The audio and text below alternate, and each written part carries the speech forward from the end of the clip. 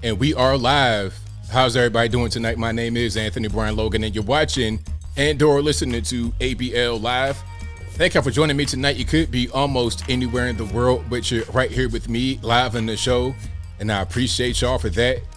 We got a whole lot going on all over the internets, all over mainstream media, social media, everywhere, and I don't know where to start. First of all, Herschel Walker versus Raphael Warnock.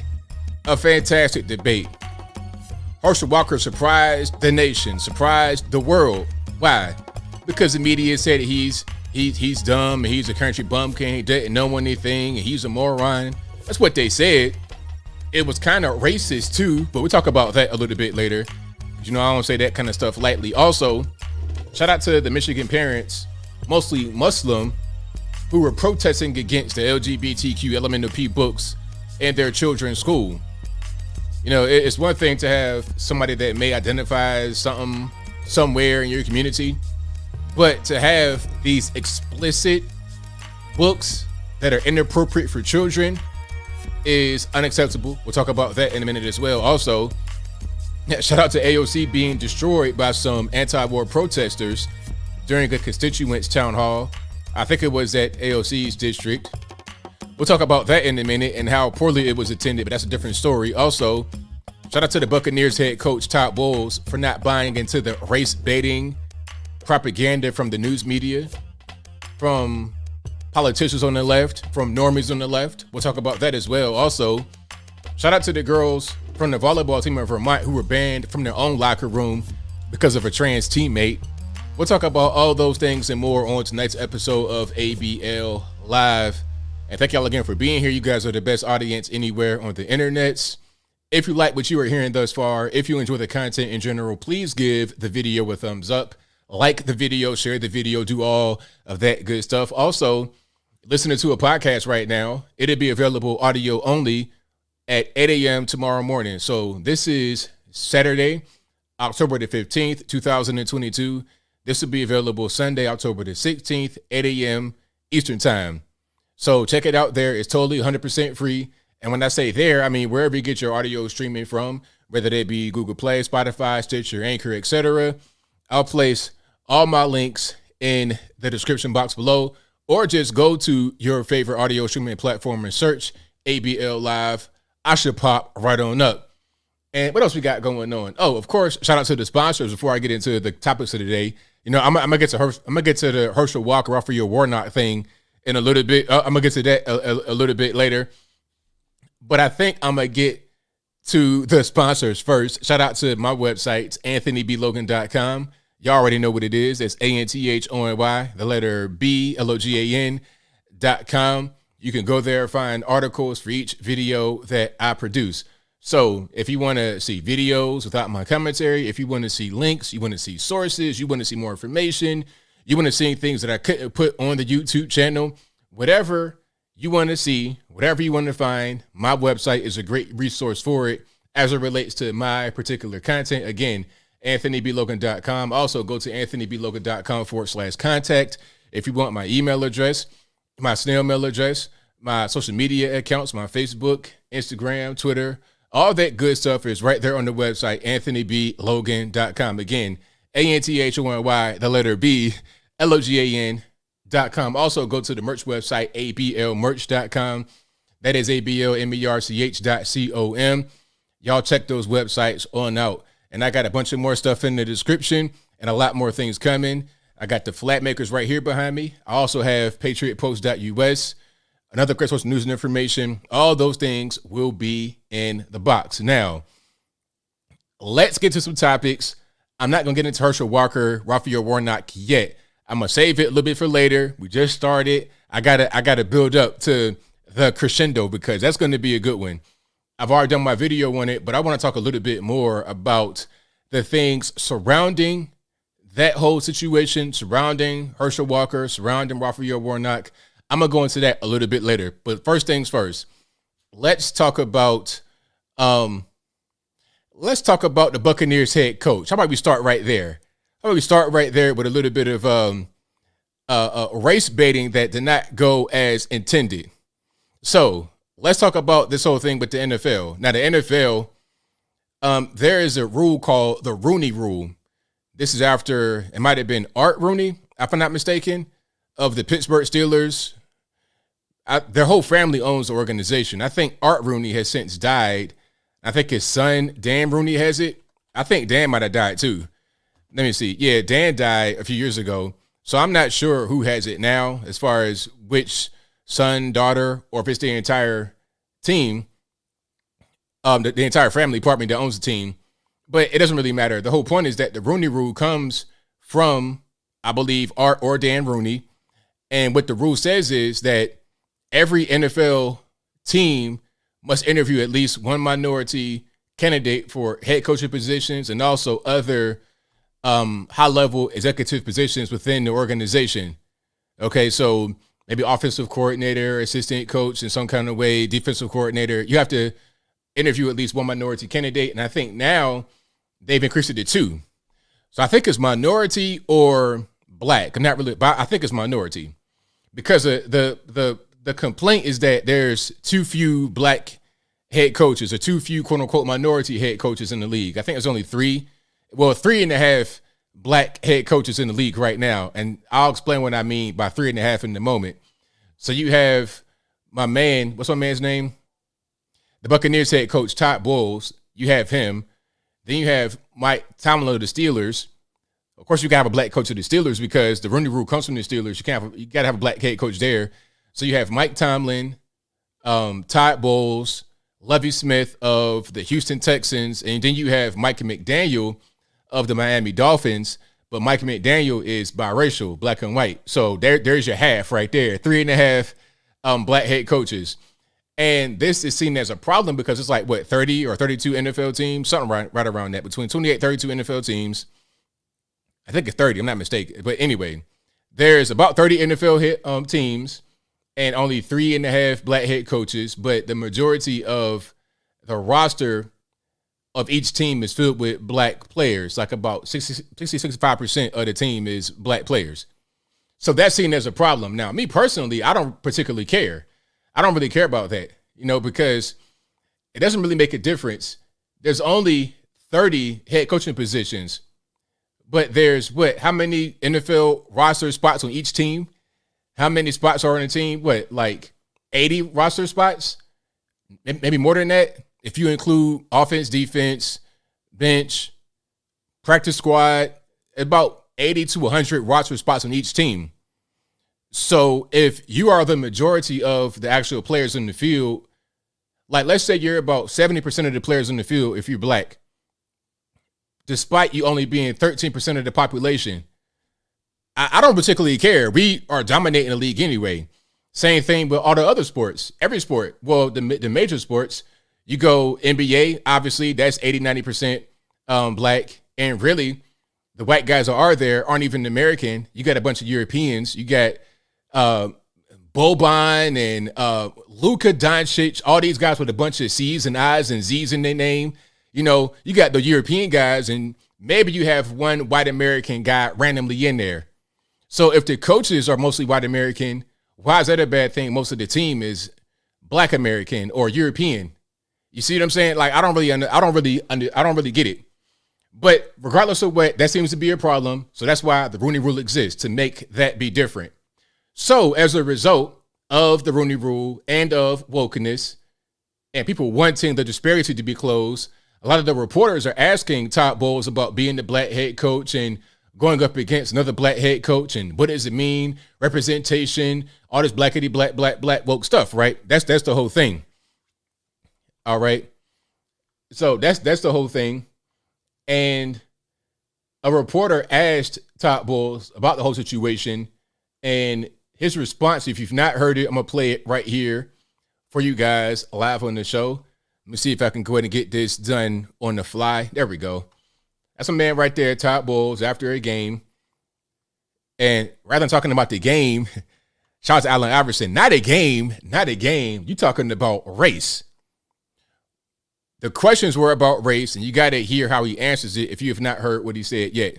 You and Mike Tomlin are two of them. Okay, let's get some sound. Let's get some louder sound. This sound here, I don't know what they were using to record this. It might have been a string and some tin can. I don't know what's happening, but in 2022, we got cell phones that can produce feature films. Why can't I get audio in both my left and right ear? Why can't I get audio that's above 0.1 decibel? I mean, what's going on? But I digress. You and Mike Tomlin are two of the few black head coaches in the league. I wonder what your relationship is like with them and your thoughts on Steve Wilkes joining that fold. So if you couldn't hear what he said, he was like, you and Tomlin are two of the only black head coaches in the league. What's your relationship between each other? And also, I think another guy, basically it's like, well, you guys are the two black guys, so how do y'all get along? I have a very good relationship with Tomlin. We don't look at what color we are when we coach against each other. We just know each other. I have a lot of very good white friends that coach in this league as well, and I don't think it's a big deal as far as us coaching against each other. I think it's normal. Wilkes got an opportunity to do a good job. Hopefully he does it. And we coach ball. We don't look at color. But you also understand that representation matters too, right? And that when young aspiring coaches or even football players, they see you guys, they see someone that looks like them, maybe grew up like them, that has to mean something. Well, when you say you see you guys and look like them and grow up like them, means that we're oddballs to begin with. And I think the minute you guys stop making a big deal about it, everybody else will as well. Fantastic. The perfect answer is like, look, stop making the big deal about it. Stop harping on it. Stop asking us about it. Stop making it be a big deal. If you guys stop making it be a big deal, then maybe it wouldn't be a big deal. Maybe this wouldn't be this constant topic of conversation, representation, and all this and that, all kind of just silly stuff. How about we just get beyond that? Let me just coach football. That's really what it's about. You have a team, you want to hire the best people to win, or you want to be a nepotism, you want to engage in nepotism, hire whoever you want. I mean, I don't really personally care, because when you're talking about sports, we're already dominating the entire, within baseball as well. There's not a lot of African Americans, but Dominicans look just like my uncle and them, look just like me. Dude named Pedro Martinez looked like we could be we could be long lost brothers. Okay, you got dropped off first, big whoop. You still the same. So I don't really understand the whole thing behind that. It's just kind of, it's like an ego thing, because you want to be like the guy in charge. You want to be the guy on top. Out of 30 positions, you want to have all of them. It's just kind of silly. But anyway, I digress. This answer right here was good. And if you really, really want to get more representation and you want to get more quote unquote minorities in certain positions, the way you go about it is not by trying to make it always be this big deal and a point of contention and some kind of trauma to bond on. That ain't really how you do it. You just go out there and perform well, okay, and make friends, because a lot of these guys are getting hired because they're friends of somebody or whatever it is. That's just kind of how it goes sometimes in these kind of corporate type positions. It is what it is. I don't particularly care too much. Right. I don't particularly care too much. I think it's just kind of a dumb conversation to have. So I like what Todd Bowles said right there. That's right on point. And this kind of reminds me of Mike McDaniel, because I think when he first was, coming into the league, as far as, well, not coming into the league, when he first had got hired as the Miami Dolphins head coach, they were kind of like looking at him funny, like, are you black? They were trying to like make him identify as a certain thing. But he wasn't really trying to do it. He was just like, well, I'm the coach. That's what I am. My name is Mike. That's who I am. I'm not just a black guy, white guy, whatever. I'm just me. You see what I'm saying? So it's just so weird. It's just so weird. People can see what you are. People can see how you behave and all that. You don't got to make a big deal out of it. Like, all right, when I get on this platform here, I don't have to say, hey, I'm a black creator and make it be this whole big thing. You see how I am. You hear how I talk. You see how I look. So what is the purpose of me making the big deal out of that? You already see me. I'm right here. You can see me. I'm right in front of your face. I don't have to express to you what I am or who I am. You could just see me, and then you can hear what I say and judge me on that. And if you want to be racist or whatever, and you don't want to hear me, okay, that's fine. It's a whole big world, billions of us on this planet. I'll be just fine. All right. So yeah, shout out to my man Todd Bowles of the Buccaneers, the NFL football head coach. Shout out to him for having the right answer. That should be the answer for all this kind of stuff. But unfortunately, I know we live in a society where that's going to be hard to do.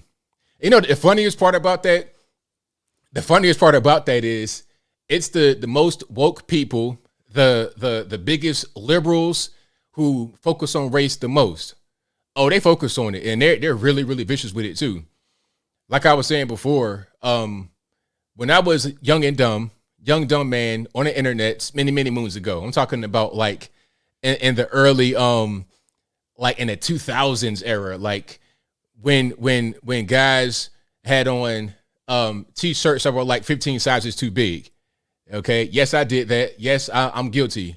Okay. I'm guilty of that. But anyway, when I was like, I don't know, 19, 20, whatever. But back then I'm on the left, I'm young and dumb. And I would have arguments with people on the internet about being conservative and you guys are racist or whatever. I never got racism back. It'd be something like learn how to read, man, do your research, that kind of thing. Now, some may consider that to be a racist thing, learn how to read, but nah, it was just like learn what you're talking about. Educate yourself. That was the message I got back from the right when I was on the left arguing against them on the internet. But now that I'm over here on the right arguing against the left as a full-grown adult, oh man, go back to Africa. Like I'm getting the most racism that you ever, and it's always like a similar kind of pattern. They do things passive aggressively. Like one thing that I see, which is why the whole Will Smith thing triggered me, and I promise I'm gonna bring it right on back home. There was a video that I saw on the internet that kind of explained this, and I'm so sad they actually deleted that video. Let me see if I can find it again. But what they do on the left is they'll do something to you and then walk away calmly. They'll say something, walk away calmly, or just try to like, or what they do online is they'll say something really nasty, something really racist, something very hurtful, and then block you right away. That's what they do. So that's when when the Will Smith thing happened, I was like, I've seen that before. Somebody trying to slap somebody and calmly walk away. There was a video where this guy, it was a guy, I forget what he was doing, but some kind of protest. He was a conservative guy out there talking, just speaking. It wasn't anything violent or crazy. It was a conservative guy and another guy just kind of standing there. Here comes this liberal dude with a cup of some Starbucks, piping hot coffee, and throws it on the guy. Now the guy blocks most of the coffee with his sign because he had like a big cardboard type of sign. He blocked the coffee, but the guy kept on walking like he ain't do nothing. It's like a pot of hot coffee. I will power drive you through this concrete. You gonna throw hot coffee on me? It's called assault right there. So if I give you the Stone Cold Stunner, the Rock Bottom, the Diamond Cutter, okay, the Power Bomb, the Hollywood Hulk Hogan leg drop on this concrete right now, I'm not going to the penitentiary because you assaulted me with some hot coffee. You could have burned me and everything else. You could have damaged my eyes. Oh, no. That's how they operate. Passive aggressive. They do things, walk away. That's kind of how they operate. And I get a lot of that right now on the internet, being conservative, being a black conservative. Oh, how dare you? Your ancestors rolling in the grave. Your people, they died. They hate you now. Your great grandparents hate you. I get all of that. All of that. You're black and you're conservative. You get that kind of language from white liberals online. And a lot of times I have some kind of avatar, a duck or a dog or a fish. It's like, how many ducks and dogs and fish do you have? You are a whole duck farmer. You got a whole house hoarded with duck ponds. But anyway, I digress. The point is that that's how they operate. It's a pattern. So when I saw Will Smith do that, I was like, I've seen that before. That's what really kind of turned me off to Will Smith. I mean, he had some mental issues in my opinion, but that right there, that triggered something inside of me. And I'm kind of realizing it right now. What it triggered is that kind of passive aggressive, that hatefulness to have inside of them. It's crazy, but I digress. Oh yeah. You throw hot coffee on me. It's like, sir, okay, I'm out here with a sign, pro-life, whatever. Okay. Boom. Here you come with some Starbucks mocha latte and just splash it on me. Psh, man, please. Don't do it to yourself. Leave me alone. I'm not going to hurt nobody. I'm the nicest guy in the world. I'm the nicest guy you're ever going to meet. I promise. You see me in the street, I'll give you whatever you need, man. Show off my back. It's all good. I'm a super, super nice guy. But you put your hands on me now, I got license to do whatever for the most part. Well, within reason. You know, if you throw hot coffee on me, I might not pull my pistol out, but I might give you a running clothesline. I might do the Rey Mysterio frog drop from the top rope, maybe. But I digress. Thank you guys for being here. You guys are the best audience anywhere on the internet. So if you enjoy what you're hearing thus far, please give the video a thumbs up. Like the video, share the video, do all that good stuff. You guys are the best audience. Of course, y'all know it. Now, where are we going next? Let's talk about AOC. Oh, AOC got destroyed. Now, AOC, Alexandria Ocasio-Cortez, if you don't know, you guys know. AOC ran as, I'm not really sure. I'm not sure what the campaign was, because we all know AOC's origin story. Yes, she was a bartender who got recruited to, basically, she got casted into a role to oust the longtime House rep from New York. I forget the guy's name, but you know what I'm talking about. He was there for like 18 terms, just all kind of stuff, right? He was there for a long time. But anyway, so they recruited her to get him out, and of course, they got him out. There's all kind of dark money infused in there. Who knows where that came from, but I'll leave that there and move on. But anyway, so she was recruited, and she won, and she's been there for a while now. And people were talking about, oh, she's going to bring change, and she's a super liberal and very young and all this and that and the third. But then she votes for the war in Ukraine. So it's like, all right, well, what are we doing? Are you a war hawk? You a neoliberal? What's going on here? So, like, her constituents, at least some of them, don't like what's going on. And this is kind of the Tulsi Gabbard, I won't say Tulsi Gabbard effect, but it's similar to what Tulsi Gabbard was talking about. Tulsi, from what I was able to see, is the kind of person that may have supported an AOC, but then when they do things like support the war in Ukraine and all these crazy, ridiculous things that won't help our country, that just dig us further into a hole. When she sees things like that going on, she's upset. She's like, well, that's not what I signed up for. I'm gonna leave the Democratic Party. I'm gonna denounce the Democratic Party. Now she won't come to the right, obviously, because the left is too far left, but the right is on the right. At one point, she was a normie leftist, but now she thinks she's homeless politically, although technically she still be on the left. She still believes in abortion. She still believes in gun grabbing. She still believes in a lot of different things, like the climate situation, the Al Gore, Greta Thunberg cabal, the grift that is climate change or global warming, global cooling, pollution, whatever they want to call it nowadays. I don't know, but I digress. Also, she's part of the Council on Foreign Relations, or she was. Then also the World Economic Forum. So a bunch of neoliberal type stuff in there, but at least she's anti-war on paper. But anyway, AOC is not that way. She's definitely pro-war. If you're funding the war in Ukraine, you're pro-war. You know, people, well, the media and leftists and some on the right as well want to frame this as, oh, we're trying to help Ukraine and their fight against Russia. They're trying to defend themselves. And we got, you know, that's our ally. I'm not sure how Ukraine became our ally. Since when was Ukraine our ally? When has Ukraine ever done anything for the United States? Like, what do we get from Ukraine? What's Ukraine's chief export to the USA? But how does Ukraine benefit the United States at all? They don't. The only reason why we over there or sending money to Ukraine is because we want them to fight Russia with our armaments, with our weapons, so we can fight a proxy war against them and weaken their military so we're able to dominate them more. That's all. This is a geopolitical game. And AOC is part of it, and a bunch of these anti-war protesters did not like that too much. So let's go ahead and, can I roll that clip for us right quick? Let's go ahead and rock it and roll it right here on the Twitters. And let's zoom in a little bit before we get the sound going and turn that sound down so I don't bust your eardrums out. Congresswoman, none of this matters unless there's a nuclear war, which you voted to send arms and weapons to Ukraine. Tulsi Gabbard, she's left the Democratic Party because they're a bunch of war hawks. Okay? You originally voted, you ran as an outsider. Yet you've been voting to start this war in Ukraine. You're voting to start a thermonuclear war with Russia and China.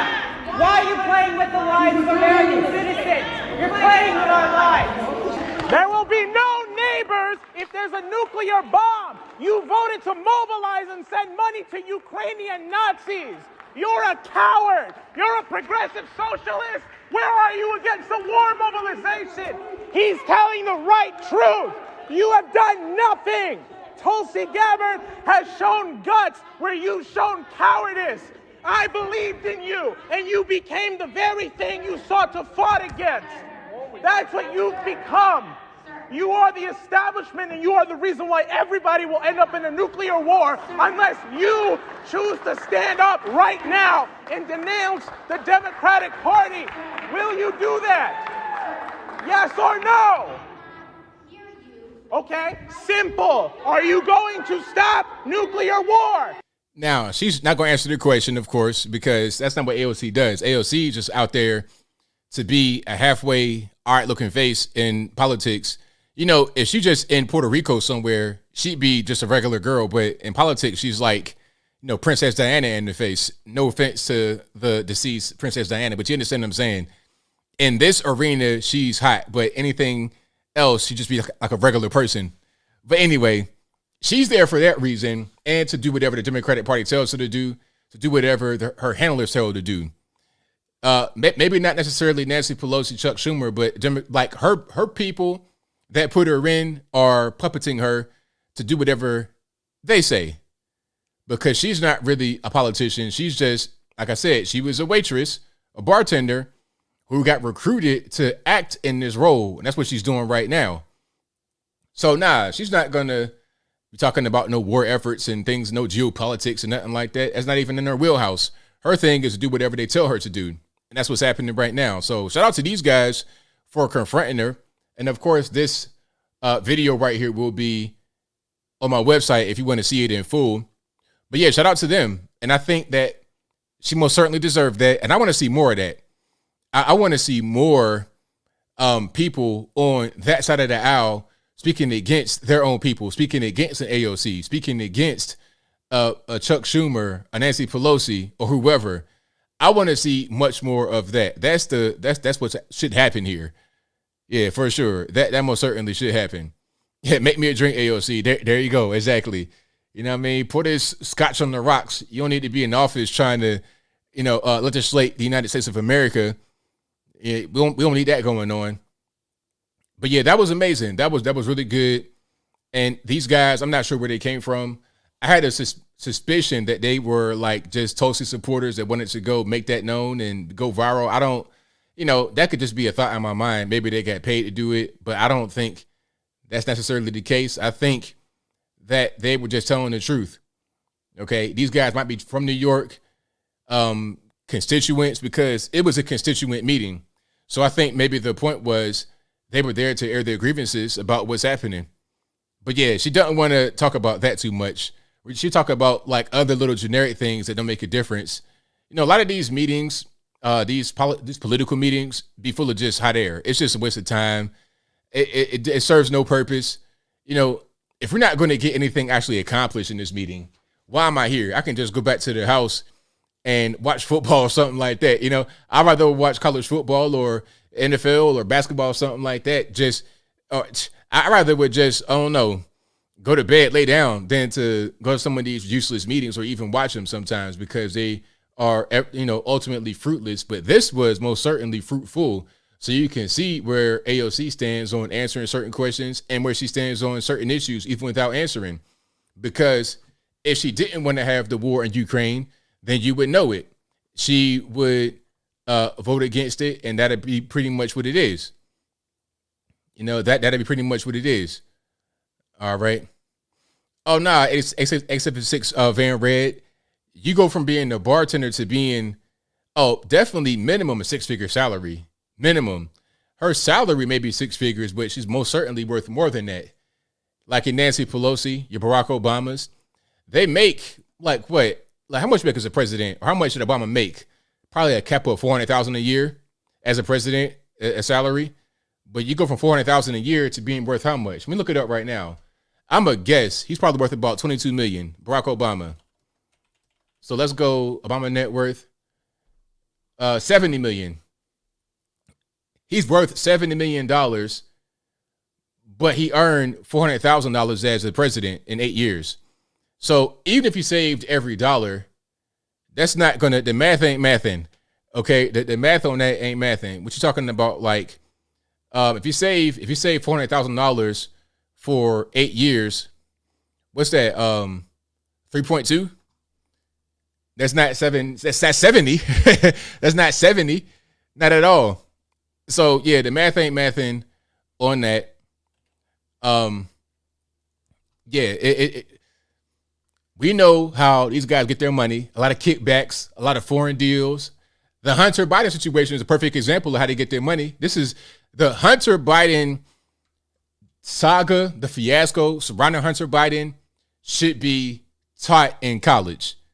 It should be taught in college. It has everything in it. It has the stupidity of his father to make him be the bad guy, to go out there and get the money, the bag, not the bad, but the bag guy holding the money. That's dumb. You could have got any dude in Washington, D.C. Matter of fact, you could have got a CIA operative in D.C. to go out there and get that monty for you. You got your own son out there. I mean, how dumb are you? Oh, you got insider trading. You got, what you have? You have extortion. You have everything. Using the office improperly, extortion, insider trading, crack smoking, prostitution. You got some underage stuff going on with Hunter, Ashley, Joe, allegedly. All of that going on. Everything. You have everything in there. That should be a case study. And I think my point to bringing the Hunter Biden situation up is you see in the emails how they were getting their money. Leave 10 for the big guy. That's right, Gary. The other big guy, Obama, right. Hey, leave 10 for the big guy on this deal. Who's the big guy? Why is Hunter Biden making, 50 grand a month on the board of an energy company when he has no experience in energy? When he got discharged from the military from being a crackhead?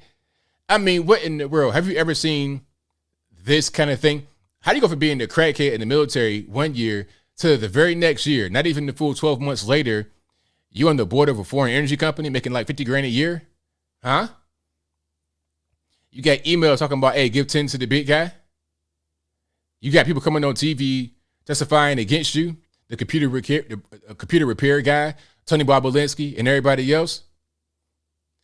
It's so silly. Meanwhile, they want to focus on January 6th, the biggest nothing burger of all time. I'm talking about the burger has nothing in it. No condiments, no iceberg lettuce, definitely no beef. It's not even no bun right there. It's invisible. It's told you can't even see it. It's not there. It don't exist. But yet and still they're going to spend years on this. But I said that when it happened. I said it right here on this channel. I said it live to you guys. I was like, look, this is going to be a thing to talk about for years. Trump's been gone almost 2 years now, and they'll talk about this every day. Every single day. J6, J6, J6. Nothing going on. Meanwhile, we got inflation going through the roof. Through the roof. I mean, try getting a McDonald's Happy Meal right now. If you got one of them Adobe meals, I'm not judging you. Okay, if you got a toy, your Happy Meal as an adult, hey man, I'm not judging you, man. If you're playing with your McDonald's Happy Meal toy, then more power to you, man. I'm not judging you, but things are going through the roof. Through the roof. Now, I'm gonna show you an example of fast food, how fast food has gone up a lot. Everything's going up. Everything. You know, like you can't escape it at all. You can't escape it. It's just going to be a thing. Hold on. Okay, here we go. So this is, what's this? Raising Cane's. I've never seen this company before. I guess it's a fast food spot. Maybe you'll have them out where you live, but I've not seen one. Do they have them in Atlanta? I don't know if they do. You know, Tennessee, Yeah, shout out to Tennessee, shout out to the Volunteers. You know I'm here. All right. And I don't want to start no war in the comments between the Tennessee fans and the Georgia fans or the Bama fans or anybody like that. So I just want to say shout out to everybody. You know, I got blue, I got orange, I got all the colors on. So I don't want to start no game war in the comments. But anyway, so here is what I'm talking about as far as the prices going up for fast food. So this is Raising Cane's. Now this right here is from 2014. This picture from 2014. Let me see if I can get a little bit closer on it. Okay. So the box combo, $6.79. The 3-finger combo, $5.99. Caniac combo, $8.29. Sandwich combo, $5.99. Kids combo, $3.99. And so on and so forth. The drinks, under $2. Extras below $2. 29 cents for some sauce. Big tailgate boxes, you can get 25 fingers for $24.99. So like $1 per finger. Okay, so keep those prices in mind, right? Keep those in mind. They said they're in Texas. I've not had them in Texas or California. I've never seen them. All right. So those are the prices right there. This is 2014. Okay. Now let's look at today. Hold on. Oh, that ain't it. Let's go over here. All right. So now the box combo is $10.59. But remember, okay, let's go back here. The box combo right here was $6.79, but now it's $10.59. 3-finger combo, $8.99. But back here, how much 3-finger combo? It was $5.99. You see what I'm saying? And then what else? The Caniac combo, $15.38. Right here, it is $8.29. It's the same thing. So I'm gonna read what's in it. Okay, the Caniac combo, 6 chicken fingers, French fries, coleslaw, 2 cane sauces, Texas toast, large drink, 32 ounce. Let's go back here. 6 chicken fingers, crinkle cut fries, 2 cane sauce, Texas toast, coleslaw, 32 ounce drink. Same thing. Okay, 6 fingers there. Same thing. Sandwich combo, $9.49. And let's go back to see that. $5.99. Things have sometimes more than double on their menu from 2014 to right now in 2022. Okay, so the inflation is real. That's the most important thing going on right now. We're not worried about some of this political stuff they're trying to put out there. We don't care about that. It's like, hey, I got bills here. I got really important things to be concerned about. So what about all of that going on? That's going to be an issue, yes? That's most certainly going to be an issue. Yeah, the inflation is in full effect right there. So you know if fast food's going up, and so is regular food, because the thing about fast food is that it comes from the same source as your food in the store. It's just the way it's prepared, and sometimes it's the quality of the food that makes a difference. All right? You can eat chicken, but must it be fried in old grease and stuff like that? You know what I mean? Yeah, I eat chicken pretty much every day, but I grill my chicken on the Foreman grill. I don't eat fried chicken. Okay, I don't eat fried chicken. I don't eat a lot of stuff. I got a pretty clean diet. Drink a lot of water. My point is that the same chicken that I eat, that I get from Trader Joe's in a pack, is the same chicken that they will wind up using at Raising Cane's. Probably lower quality, of course. If I go to Walmart and get their chicken, it's probably the same thing they get at Raising Cane's or Costco or something like that, right? That's just pretty much what it is, because you got to buy high quantity and low quality to give those low prices. But even with having the lower quality of food, you're still going to pay a lot now because of inflation. Check it out. All right. So now I'm not trying to lose weight.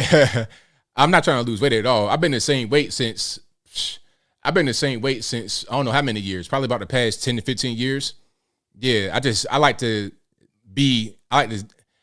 eating healthy is more about just how you feel, in my opinion. If you are obese or trying to lose weight, that's a different story. But that's not my story. I'm just trying to, maintain feeling good and being energetic all day.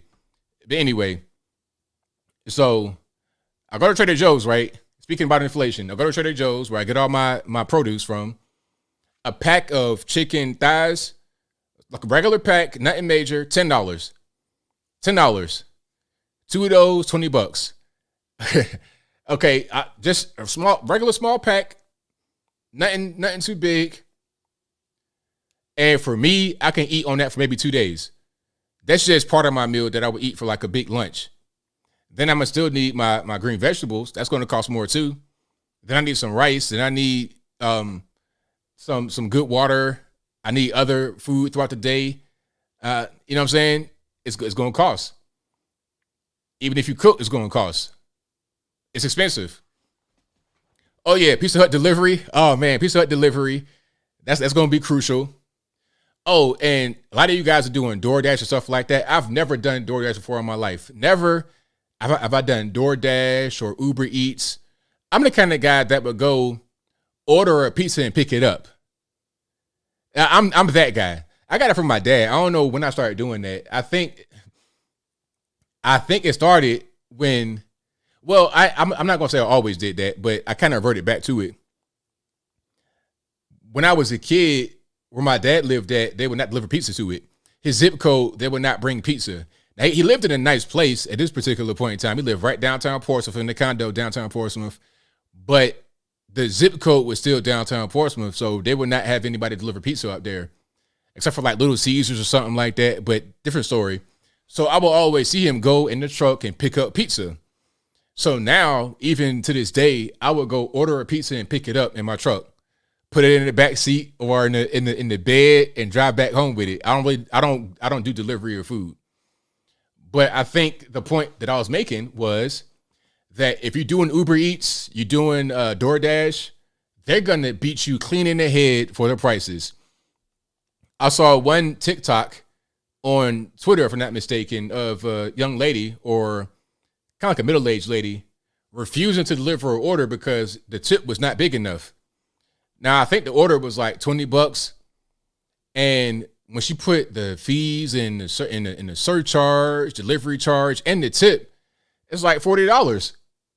And she still didn't want to deliver it. Hold on, let me see if I can find that video right quick. What's that? Uber Eats. Yeah, I've never done that before in my life. I was amazed. I was in DC at one of the conferences, and I'm in the lobby hanging out with some of the people that were there, and this girl had ordered it. I was like, "What are you doing?" She's like, "I'm ordering she was on the phone ordering the food to get brought to her." I thought she was like looking at the menu. He was like, "You better go over there and you better go eat right there." She was like, "Nah, they're gonna bring it to me." I'm like, "What? They could bring it to you like that?" It was like some IHOP. I was totally stunned. I'd never seen it before in my life. I'm a caveman like that sometimes. I don't even really understand what's going on.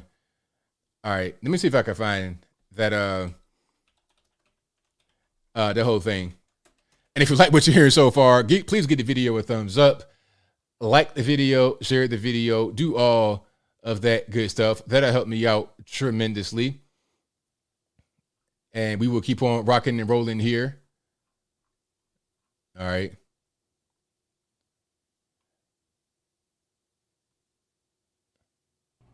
You can leave it there. Okay, so here's one. This is an old video though. This might not be what I'm looking for.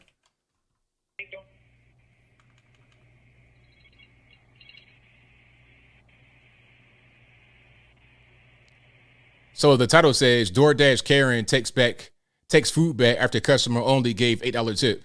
$8 not enough? And what are you really getting though? I mean, you talking about some kind of like $100 worth of food, or are we talking about food for a group home? Like, what are we saying? I believe it. No, I could speak to you actually. I'm sorry? I need to speak to you. I don't think you realize where they're coming from, so I need to speak to you. Where what's coming from? Where the food you ordered is coming from. I don't think you realize the distance that it's come from, because then you would never actually have given what you gave. So I think you can come and see face to face. Oh, yo, come outside. I drove 40 minutes, and it was extremely far, and I got it to you early. So I don't think you realize where you ordered from. I don't understand. You Well, took 4 I think minutes from where? from the restaurant that you ordered from. Do you realize how far it is? Do you realize you ordered some Colmac and you're in Smithtown? That's a 15-20 minute drive. It's not. You need to try to drive it. I just drove it. It's 40 minutes. It's 12 and a half miles. 12 miles? Like, is it rush hour traffic? Like, what's going on? So I don't think you realize how far it is. So I what did think you expect to pick up if you think it's that far? they don't let us know how far. So I think you need to adjust your tip to make it right. How much is the tip? You gave an $8 tip. What the hell are you looking for? You gave an $8. Okay, I'm gonna bring the food back. I'm gonna bring the food back. Okay. Okay. Is she fucking kidding? Sorry for the cussing. But at that point, what's the point of bringing the food back? Because now, I mean, how does that work? She just kind of like robbed you? Is that what happened? You know, well, that seems like somebody just wanted the food anyway. It's like, if you're hungry, just say that. If you want something to eat, just say that. I'll give you something to eat. I'll give you some. You can have a piece of my food if you want it. If I got a nice amount of food, like if I got a pizza or something like that, I'll give you a slice if you're hungry. I mean, it ain't no big deal, but don't just rob me like that and take my food away. You're gonna get negative stars in your social credit score. You're gonna get ranked very poorly on your Uber Eats app. So yeah, yeah, that's crazy. But that's why I don't do Uber Eats. I don't do what's the name of that thing that you Airbnb. I don't do Airbnb. Hate it. I've done Airbnb before. Hated it. But I move along. I'm getting kind of triggered. I'm getting kind of lost in the sauce here. All right, let's move forward and talk about Michigan parents. Let's go there today. All right. Matter of fact, don't talk about that. Hold on. I think I'm gonna go with the volleyball girls first. Yeah, the volleyball girls. This is a feel good story, but at the same time, it's not. Now, remember the volleyball girls? This is in Randolph, Vermont. These girls on the volleyball team, high school girls, right? You're talking about between the ages of 14 and 18. Kids. These girls on the volleyball team, minding their business, having a good old time in a small town, Vermont, Randolph, Vermont, small town. Looking like, middle America, basically. But anyway, having a good time on the volleyball team. All of a sudden, here comes this boy that now identifies as a girl, a male to female transgender, and is now been, I guess you would say, he's finally onto the volleyball team. Put it to you that way. I don't know if he got accepted. I don't know what happened. How did he get in? Did he audition for did he try out for the team and make it as a male to female? I'm not really sure. But he's on the volleyball team and he is making the girls uncomfortable. He's going to the locker room and changing in front of them. Now, if you got a 14-year-old girl, your daughter in high school on the volleyball team, and here's this boy that now identifies as female on the team, and he's in the locker room with your daughter, and he's looking at her, making comments. I mean, that's not going to work. That's not going to be able to work. That's not going to work. I'm not going to allow that. If I was a parent, she is not going to like it. She's not going to want to deal with that as the child in a situation. You can't have it. If the person wants to be transgender on their own terms, I don't think that should even be allowed by the parents or anything like that. If you have a child that wants to be transgender, like if the child, I don't know, that's kind of a sticky situation. The child is gay or something like that. I'm like, how did that happen? I don't know nothing about, I don't know too much about all of that. But transgender, I don't think that should be allowed, not in a household. And if I was confronted with it as a parent, I would say, hey, look, you could do whatever you want to do once you get to be 18 years old and you become an adult. But once you're here, there are certain rules you're going to abide by, right? Just like Dwayne Wade's son, Zion, now known as Zaya Wade, now known as a woman. Well, not a woman. You're still a kid, so a girl. But anyway, I would not allow him to do this to himself at 12 years old, saying now he's transgender. He might just be gay. He might just be soft. He might just be confused. It might be a phase. You never know, because sometimes kids go through things, right? Just like teenage girls, they might go through a rebellious stage, and they get the emo Avril Lavigne type thing going on. They might go through that, but then when they get to be 30 years old, they're not going to be that same girl that they were at age 15 and 16, the same rebellious teenager. They're not going to be that way, because guess what? They've grown up. They've lived more life. They're not going to be stuck in that state of a 15-year-old. Okay? This is why we don't let 15-year-olds vote or go to war or anything like that. But they can become transgender. That's a pretty heavy thing for a person to decide at such a young age. But I digress. The whole point is, I would not allow it. I would say, hey, if you get to be 18 and go out on your own, you do whatever you want, boss. You do whatever you want, as long as you ain't hurting nobody. You know what I'm saying? Do what you want. Now, if you decide to smoke crack and you get hooked like Hunter Biden, don't come back to me talking about, can I get some money? I don't got no money for you, sir. I can't. No, you can't have $5. No, you can't have nothing out of my house. No, you can't stay here and get back on your feet. Stay over there. You see that little patch of dirt outside? You can lay right there and get yourself tightened up, but you ain't gonna come back here. So going back to the volleyball girls, some of them have spoken out to the media out there locally.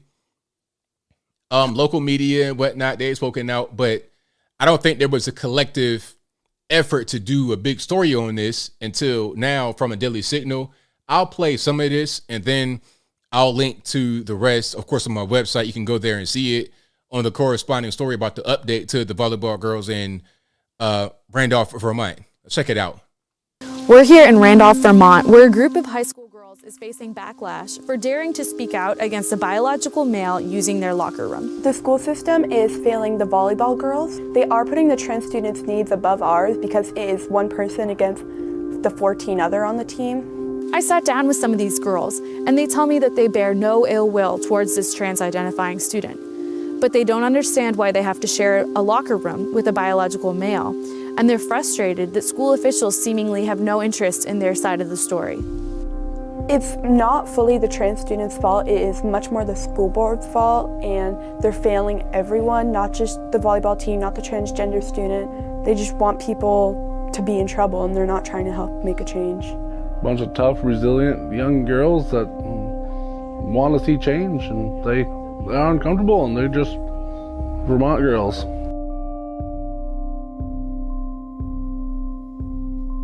So you see this town right here. This is a small town. This is just, regular normie people just living their life, not bothering nobody. You know what I mean? Now they got to do with this whole thing with this biological male in a locker room with these girls. So it's like, how do we handle this here? A male. And these girls are very brave to go on here. These are high school girls. Keep it in mind. 14 to 18, high school girls, very brave, braver than a lot of men. Like I said, a lot of the online abuse I get from these liberals be 55-year-old boomers foaming at the mouth with a cat avatar, not showing their face, just completely scared of a guy like me and anybody else that may want to challenge them. But these girls are not afraid. They're out there vocalizing themselves. And shout out to the dad and the mom you're going to see a little bit who are out there with them, supporting their children. Very, very good. A male was in our locker room when volleyball girls were trying to get changed. After I asked him to leave, he didn't, and later looked over at girls with their shirts off, and it made many people uncomfortable and feel violated. I left as soon as I could in a panic. I was the first one inside the locker room at the time, and the trans student came in and walked into a separate part of the locker room and went and changed while the other girls were in the main part of the locker room changing as well. As soon as the trans-identifying student was done changing, they came out and stood at the entrance of the locker room for a little bit. A lot of the girls were changing in their sports bras and stuff. A lot of us stated, can you please get out? We're changing, we don't feel comfortable with you in here. After a little while, the student did leave, but it took a little bit for the student to leave. And this is a 14-year-old having to deal with a male in a locker room looking at her and her friends undress. What does it even talk about? It shouldn't even be a thing that happens. But here we are, 2022. We got to deal with this kind of stuff and figure out a way to combat it. And a lot of us were not comfortable with that situation, and it's happened before, and so we want it just to be changed, really. In a locker room, it's made specifically for girls, and so having a male with a penis in there, it just felt wrong. When you tried to talk to your school officials about what happened, what did they say? When I tried to talk to them, they just shut me down and said it was a law, there was nothing they could do, and that I should go somewhere else if I feel uncomfortable. The thing about it is part of the law, but if I'm the school district, if I'm the girls, if I'm the parents, we're not following that. And the law, I'm gonna kind of skip ahead a little bit. And of course, this video will be on my website. You can find the website, anthonyblogan.com. Let me see if I can find the particular law. Okay, here's a law that they're talking about.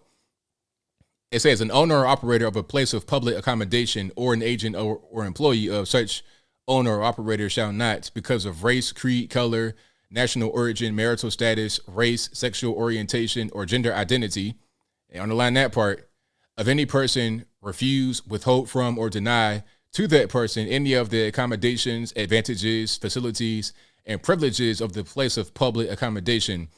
That's 9 VSA section 4502 of Vermont state law, right? So that is a problem. However, if I am the Vermont school board or the Randolph Vermont school board and the parents and the kids, we're not following this when it comes to the whole transgender thing, okay? Because there's a locker room for girls for a reason and one for boys for a reason. There's a girls' bathroom for a reason and the boys' bathroom for a reason. This law, if interpreted to include transgender people, contradicts existing infrastructure, meaning you have bathrooms for different genders, locker rooms, different genders, change rooms, different genders. It's like that already. This law contradicts that. So I'm going to go with what we already have.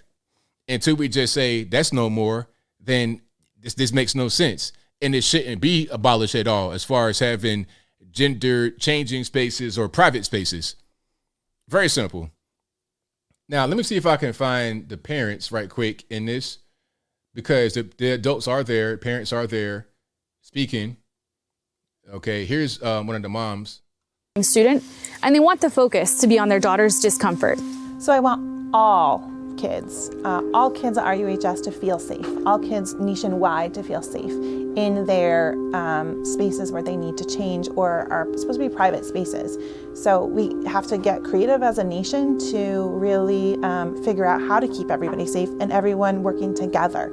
And the hate really does need to stop, because that's not what this is about. It's about, let's have an open dialogue about how to keep everybody safe and feeling comfortable, because we've taught children to protect their bodies. Or we've taught our child, Blake, to really keep her body private. My daughter feels uncomfortable in the locker room while that other student is in the locker room, and that's all that matters is she's uncomfortable, and it's pretty simple. They need to make a change and make everybody comfortable.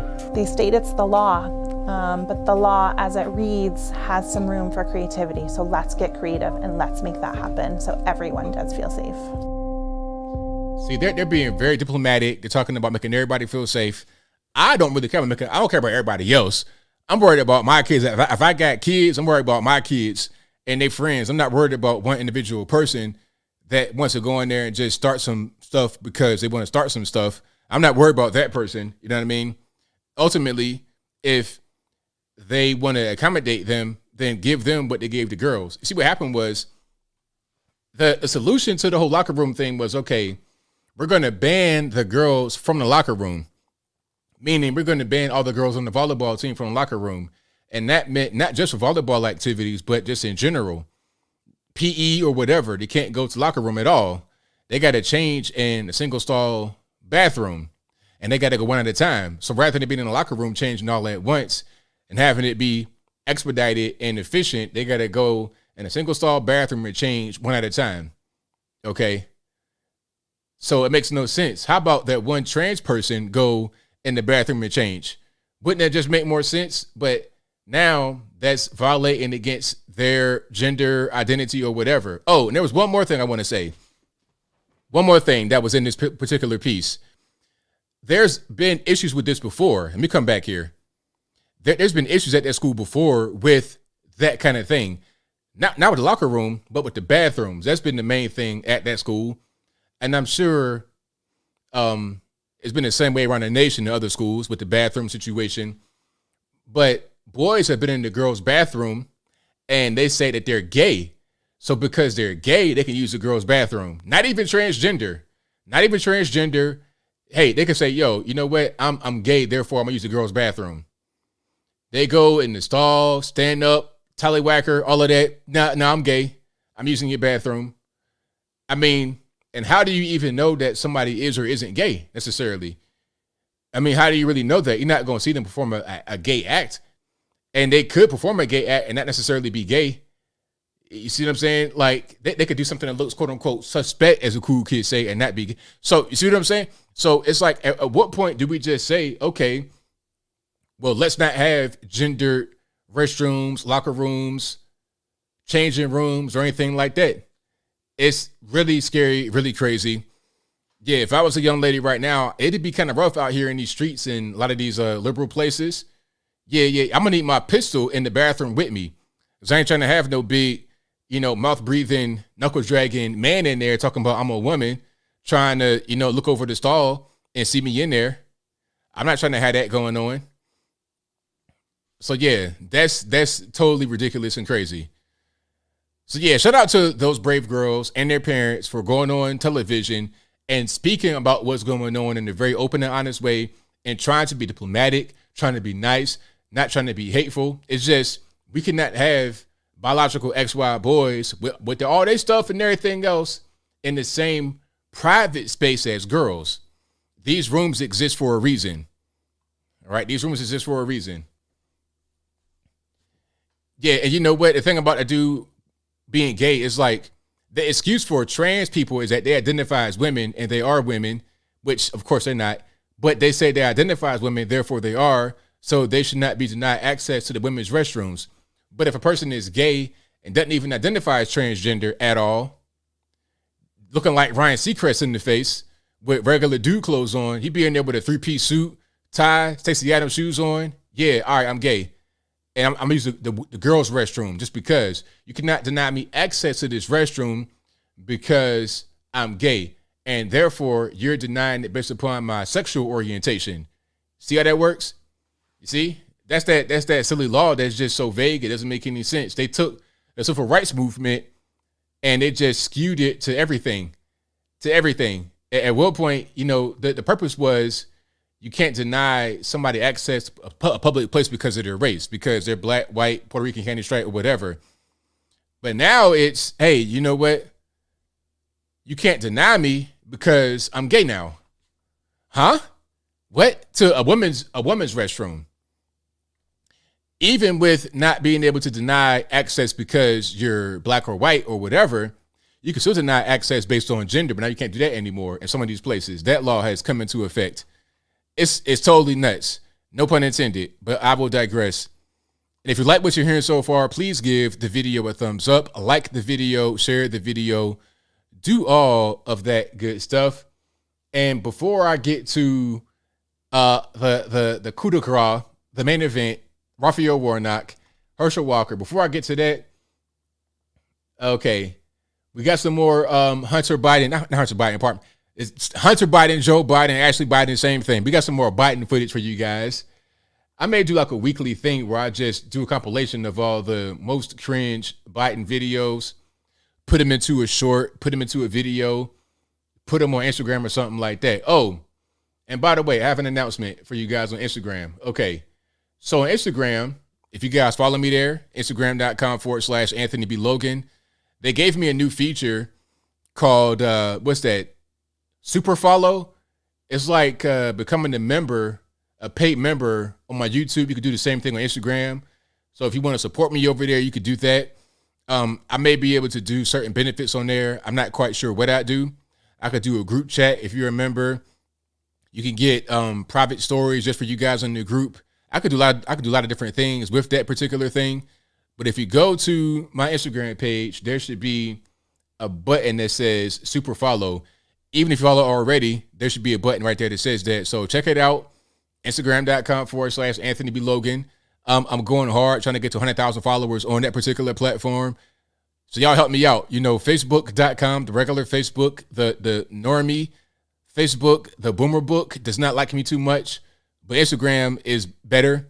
So yeah, follow me over there. Even if you don't do super follow, just follow me anyway and check out the content.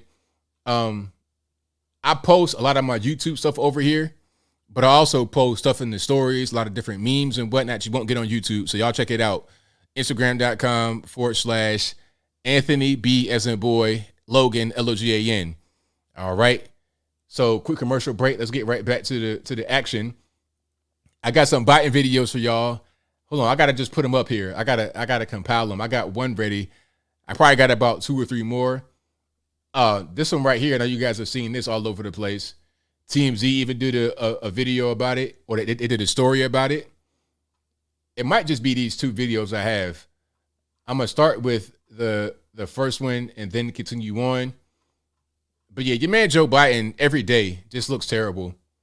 And speaking about Raphael Warnock and Herschel Walker, before I get to it, the brand of Herschel Walker has been this dumb country hick, doesn't know anything, can't string 2 words together, a puppet of the MAGA Republicans, basically an idiot, some racial stuff in there too, a little bit of racial dog whistling, calling them basically dumb black guy, don't know nothing. That's the brand that the media gave to him. And it worked for mostly a lot of black folks too, a lot of white liberals. It worked.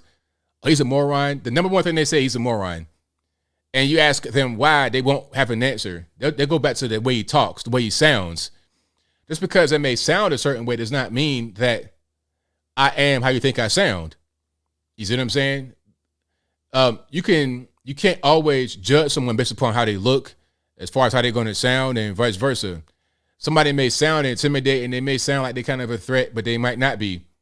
What they say, the tiniest dog got the biggest bite, the biggest bark and the tiniest dog. That's kind of how it is. So they say that about Herschel Walker, how he's just so dumb and doesn't know anything, can't talk, can't put 2 words together. But then when they see Joe Biden, oh, he's an excellent orator. I did it on Facebook. It was an experiment.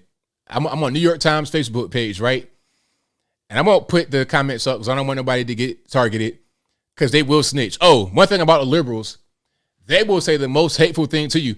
Prime example, the video I referred to earlier, which I can't find, it got deleted, where the guy threw the coffee on him and walked away like nothing happened.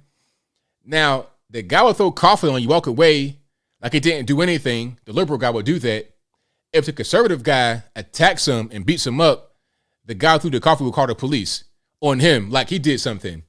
You see what I'm saying? And what I was talking about as far as the whole online thing, if they say something to me that's out the way, or they get real snippy and nasty, if I say one thing back that's kind of a little bit questionable, they will call the Facebook police immediately, instantly. Never fails. Whenever I get into a debate or argument or disagreement with these people on the internet, these leftists, they are finding something they could use to snitch on you. They are the biggest tattletales, snitches over nothing. It's like, look, we having a conversation, we having a debate. Why are you going to tell mama on me? All I said was that you got 4,000 cats in your house and they all smell like the most potent weed in the world. Okay, your house smells like weed, but it ain't nothing but cat piss, right? I said that, and you called the police on me. It's like, I thought we were having a back and forth exchange. I thought it was all jokes and fun and just banter, but now you want to call the police and get me blocked for 24 hours. Anyway, I digress. So yeah, I got enough Joe Biden videos for you guys right now. I believe so. I believe we're stacked up. Yeah, matter of fact, there was the last one I needed. So I got 1, 2, 3. There we go. Let's check it out. So here's one. He's talking about a particular dollar amount. I'm not sure how many this is. So you guys help me out. I'm not necessarily a rocket scientist. I'm not Elon Musk or anything like that. So I don't know all these numbers. I can't really do the math in my head. Somebody tell me just how many dollars this is. Let's check it out. Global warming. It's going to bring $1.7 billion off the sidelines in investment. We hold the world ransom for $1.7 billion global warming. Oh man, I forgot about that part at the end. Daily Wire, you guys are crazy for that part. Shout out to my man Michael Myers, Austin Powers. Hey, shout out to him. One more time for the road. Can we please do that?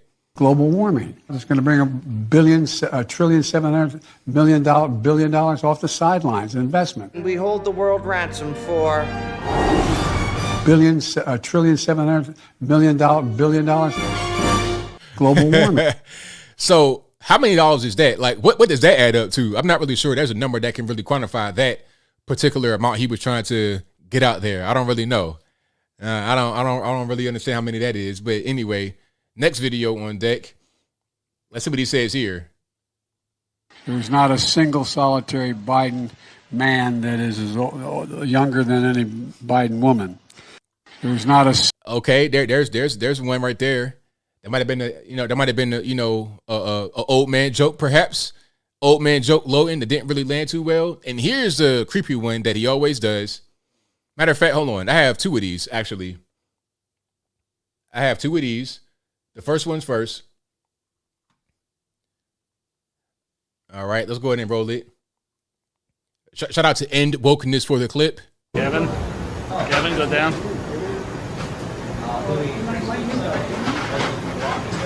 What's your phone?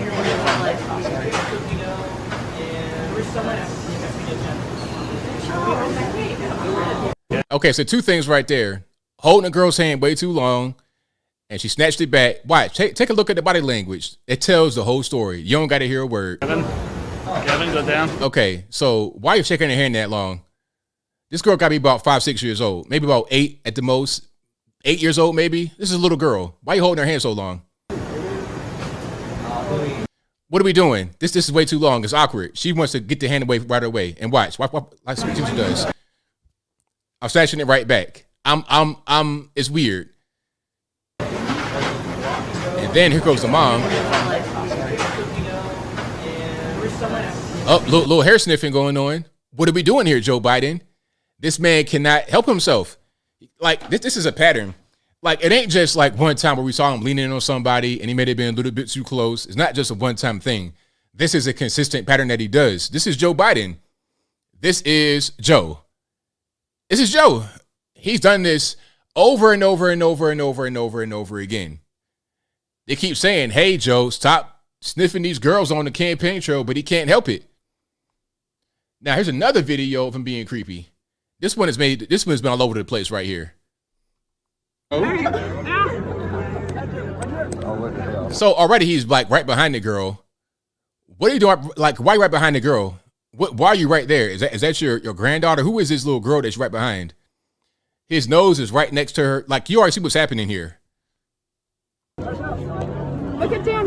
Now, the very important thing I told my daughter and granddaughters, no serious guy. Do you see her face? Hold on. Watch this. Look at her face. Completely creeped out. Touching the shoulders. This is gross. This is gross. How can anybody defend this guy and what he does here? Like I said, this is a pattern. He does it over and over again. Not a one-time occurrence, constantly over years. So no wonder Ashley Biden is screwed up. No wonder Hunter Biden had to start smoking crack. How do you start smoking crack in the 2000s? Where are the new crackheads at? Crackheads, from my point of view, be at least 50 years old. Guys that have been going back and forth since the 90s. You know what I'm saying? Not somebody, well, I guess Hunter's that age now, ain't he? But Hunter wasn't on crack when he wasn't like a dope fiend in the street. This guy was raised with money. How do you become a crackhead after being privileged like that your whole life? You know what I'm saying? Living the charm life, now you want to smoke crack. And you have not really dipped away from being a charm person. No serious guys in your 30s. Okay. No what? No serious guys to your 30s. I'll keep that in mind. Oh, hell no. Oh, hell no. shout out to Diamond and Silk. Shout out to them. But yeah, the face right here tells a story. Like, what are we doing here, sir? Why you touch me all on my shoulders? This guy's a mess, man. But back to what I was talking about with Herschel Walker. I did an experiment on social media. It was a column from Charles Blow, an LGBTQ LMNOP black dude, right? New York Times. And the title of the article says, Herschel Walker, butcher of the English language. Like, that's all you got? So how about policy? We ain't talking about policy. We ain't talking about nothing like that. We're talking about the way he speaks. You did a whole op-ed on the way he speaks. Really? Is that what we're going to do? Like your man Joe Biden is some kind of excellent orator. Like if Biden gave a speech, you start crying tears right now. Is that what we're going to say? But anyway, so on the post on Facebook, I say, well, Joe Biden's the president. How does he speak? Oh, and the responses, what they say? Oh, he speaks eloquently, like he has the wisdom of a wise man. He speaks like a beautifully, like all this flowery language. Like, really? Y'all think this man speaks beautifully? Well, he has a stuttering problem. Stuttering does not make you just forget words and not know what you're talking about. It doesn't make you want to sniff little girls. I know it don't do that. I know that it don't be like 800 million, trillion, billion, dillion. It don't do that. Makes you stumble over words, not forget your words. That's what he's doing. He has cognitive decline, not stuttering. But they want to say stuttering because, and then they say, respect your elders. You're making fun of him, all this, that, and the third. But when it comes to Herschel Walker, dumb redneck, hick, don't know anything, moron, stupid. Look, listen. Go to the New York Times Facebook page. I don't want to put it. I'm gonna go to it right quick, but I'm not gonna show a lot. But it's blowing up right now. Hold on. I'm gonna go to it right quick, but I won't show a lot. So I'm gonna just show. I'm gonna just show this part right here. Hold on, right quick. I'm gonna show one person, and you'll see what I'm talking about. So you see my comment right there. Joe Biden's the president. How does he speak? And then this person says he has a speech impediment. And considering that, I think he does very well when he speaks. What's some more? Hold on. I don't want to reveal all the names because I don't want nobody to go get targeted. So like a thoughtful, educated, knowledgeable, kind, and sensitive adult. Look at all the heart emojis. 200, like, come on, man. A perfectly clear, even though there's traces of a stutter he has managed over his lifetime, still causes him to stumble now and then. He's articulate. I have no problem in understanding him. He speaks very well and is very intelligent. Go Biden, he's a great man. I'm dead serious. Like, this is how they think. This is like a peek behind the curtain of the left. I go over there to understand what they're thinking about, how they're feeling, all that stuff. That's what's going on. So when you ask me who says that, a lot of people, you'd be surprised. Delusional, crazy, people that don't know what they're talking about. This man is in clear decline. And I'm not even trying to make fun of somebody in decline. I'm just saying it's not right. It's just like Fetterwoman. Fetterwoman's out there not even understanding how to communicate with somebody. He had a stroke. He had a brain injury, for goodness sakes. Can you let that man heal? Just go home and relax? Nope. You got to get that seat from Dr. Oz. We can't have that man win. So we don't care if this guy is basically on his deathbed. We're going to roll him out there and make him be the candidate. It's sick, really. It really is. Oh, they're not bots at all because they go to my page and harass me too. They go to my pictures and put laughing emojis. They're not bots. They're real people. Okay? But you're talking about cat farmers, right? If you want a mangy kitten, you go to one of their houses. They got 1,000 for you right now. Bring a pickup truck and throw them in the back. They got plenty of cats for you.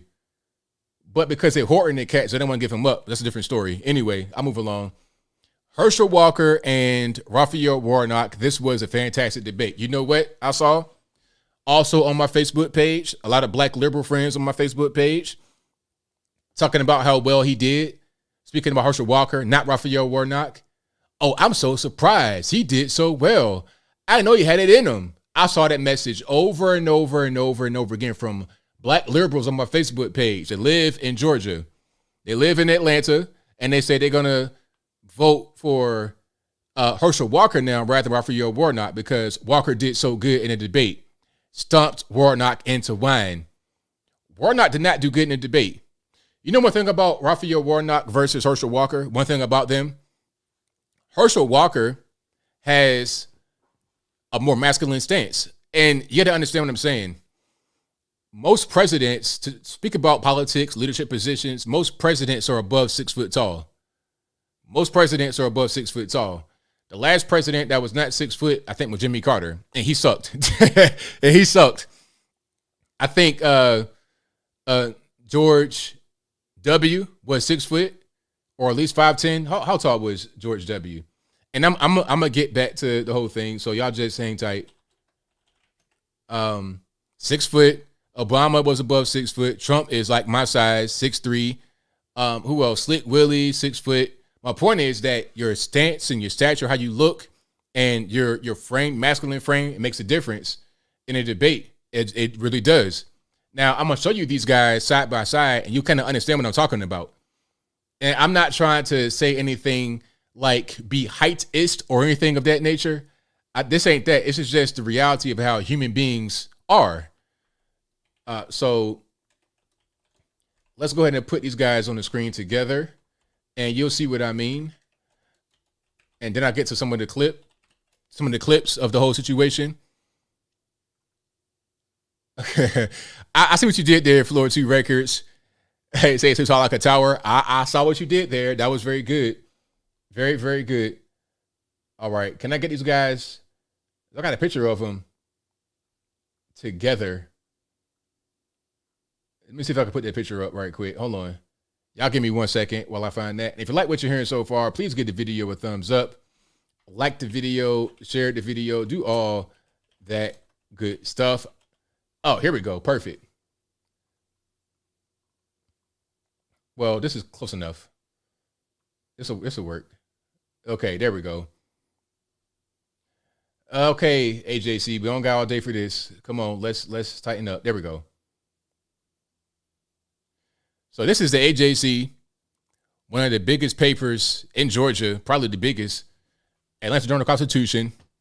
It said Herschel Walker's debate performance scores points for his campaign. So even they got to admit it, and they're a pretty liberal paper. So you see the stance difference, like the physical size difference. It's just, I don't know, man. Like that right there, it's more of, he just has, the stance is different for Herschel Walker. Right over here in the darker suit. It just is, it's a difference. And let's get to the actual debate where he did very well. The so-called idiot, the moron that don't know anything, the country bumpkin that can't put two words together, that guy did very well during the debate.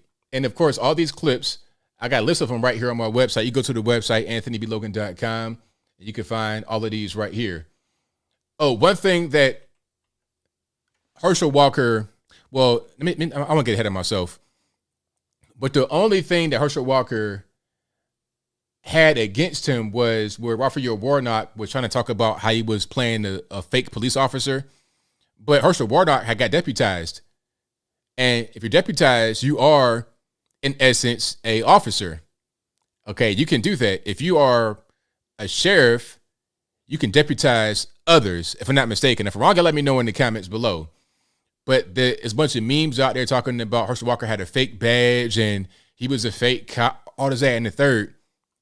Here's that clip from that. This is the only clip that they really have on the left that in any way defends Raphael Warnock. You can support police officers, as I've done through the COPS program. Okay, let's not do that, Twitter. To protect program, while at the same time holding police officers, like all professions, accountable. One thing I have not done, I've never pretended to be a police officer, and I've never threatened a shootout with the police. Well, and now I have to respond to that. We are moving on, I gentlemen. have to respond to that. And you know what's so funny? I am with many police officers. So then he brings out a badge. People say that it was a prop from Party City, it's fake, all this, that, and the third. That's all they have for the debate. That's all they have. Although he was deputized, so it's not a fake badge. It's not a fake badge. Where's the evidence? Like, people say it's fake. How you know it's fake? Where is the evidence? Is like, how can you say it's fake without the evidence?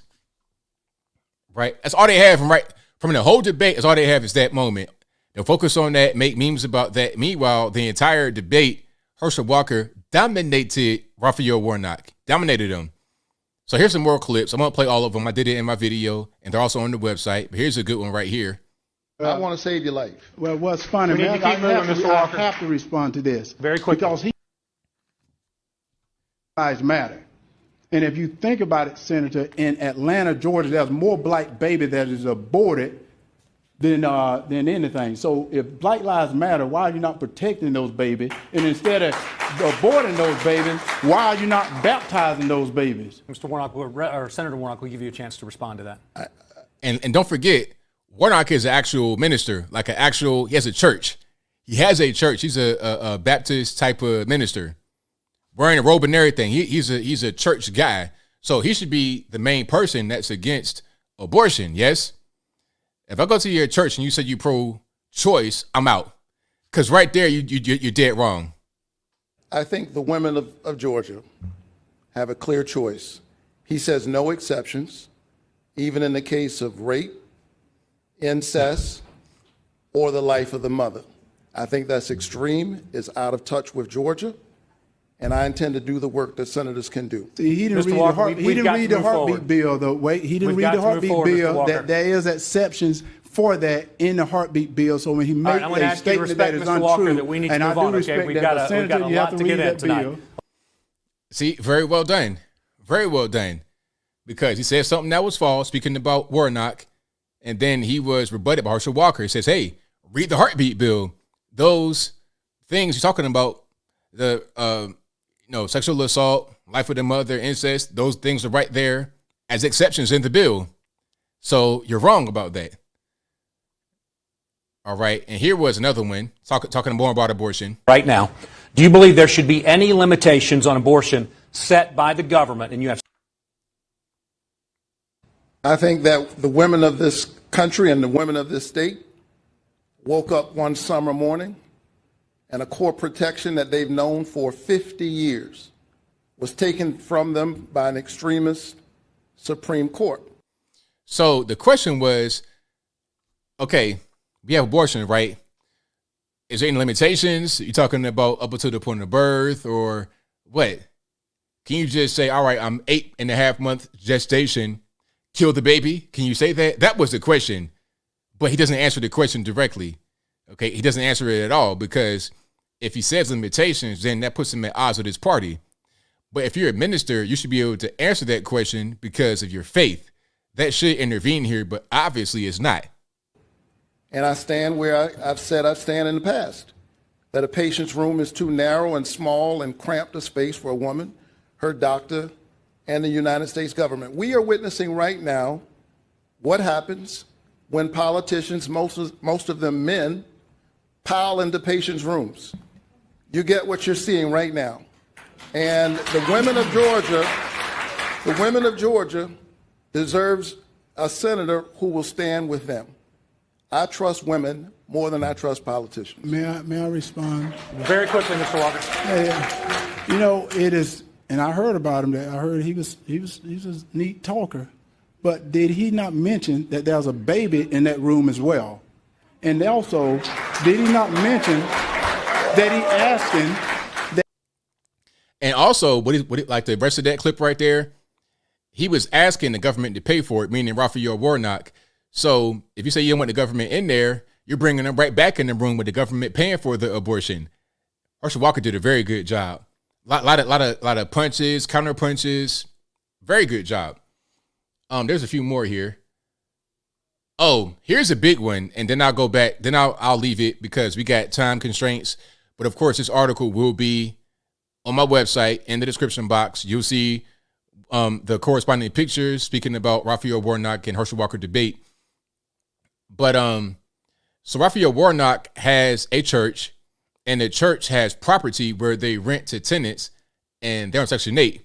Section 8, if you don't know what the program does, government pays the majority of the rent, and the tenant pays a small portion of the rent. So I think it's like 80%. So if rent is $1,000, you pay $200 or something like that. If I'm wrong, let me know in the comments below. Basically, the government pays the majority, if not all, your rent. So there's a veteran, military veteran, who lives in the building who's facing eviction over unpaid rent. And guess how much? $192. They filed eviction on him. This is Raphael Warnock's people. Now, I'm not saying he shouldn't do it, but this is one of the guys that will be against something like that, right? The greedy corporate people, all this, that, and the third, right? But here you are, evicting the veteran for $200. So what's going on? And he lied about it during the debate. And like I said, there's paperwork right here showing the actual lawsuit. Again, you go to my website, the paperwork is right there. There's a lawsuit. It says how much that the eviction is for. Paperwork, names, look, $192, seeks possession. Okay, it's all right there. Columbia MLK Tower, it's all here. Okay, has the stamp on it or the official stuff on it. It's all right there.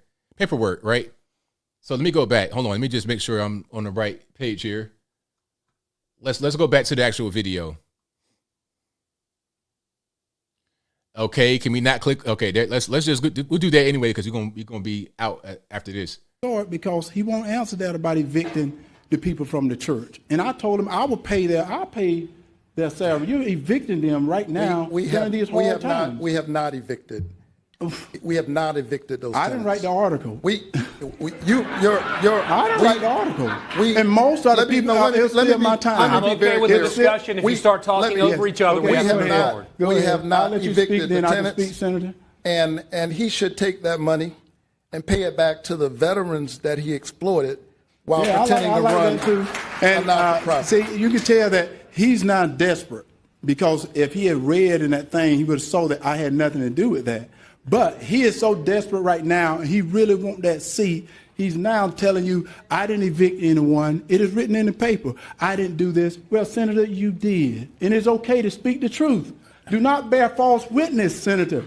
Do not bear false witness. Mr. Walker, to keep this moving, I want to... Very good. Herschel Walker did a fantastic job. Very charismatic, very quick, he was able to counterpunch and really just display all the facts and everything else. It was very good. Very, very good. Like I said, even the liberals who hate Trump, don't like Trump, black liberals in Georgia, I'm talking about like brunch boot guys. These guys said he did a good job during the debate. They said it. There was a lot more moments. Do I have anything else before I get to the super chats? I think there's always more. There's always more. Oh, here's one. I'll play this last one, then I move forward. Like I said, these are all on my website. So I guess there was one particular part of the debate. They're talking about standing up to the president, to Trump or to Biden, whoever the president is. So that's the context of this particular question here. Well, first of all, he talked about standing up. You didn't stand up to Chuck Schumer when you could have got a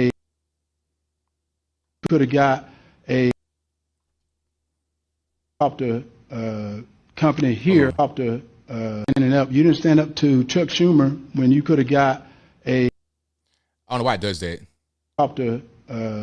Company here of almost $1 billion. You let it go to New York. You didn't stand up then. You didn't stand up to Biden when he left American people and had 13 military soldiers killed in Afghanistan. You didn't stand up then. So what we can do is Putin is a bully. And the way you beat a bully, you show strength. Well, Senator Warnock say he stood up. He not stood up to Biden. If he was standing up, he wouldn't have voted with him 96% of the time, which gave us an open border, which gave us high inflation, which gave us crime in the streets. And he talking about standing up. He didn't stand up. He have laid down every time it came around. And you know that, Senator. It is evident that he has a point. I mean, fantastic job. Also, one thing about Herschel Walker, he's how old? 60 on the dot.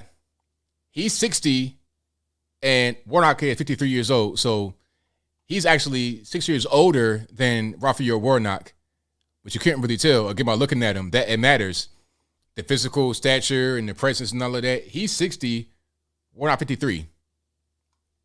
I mean, it makes a difference, man. How you look makes a difference. So we'll see what goes on. That's why they wanted to have Gavin Newsom run for president, because of the way he looks.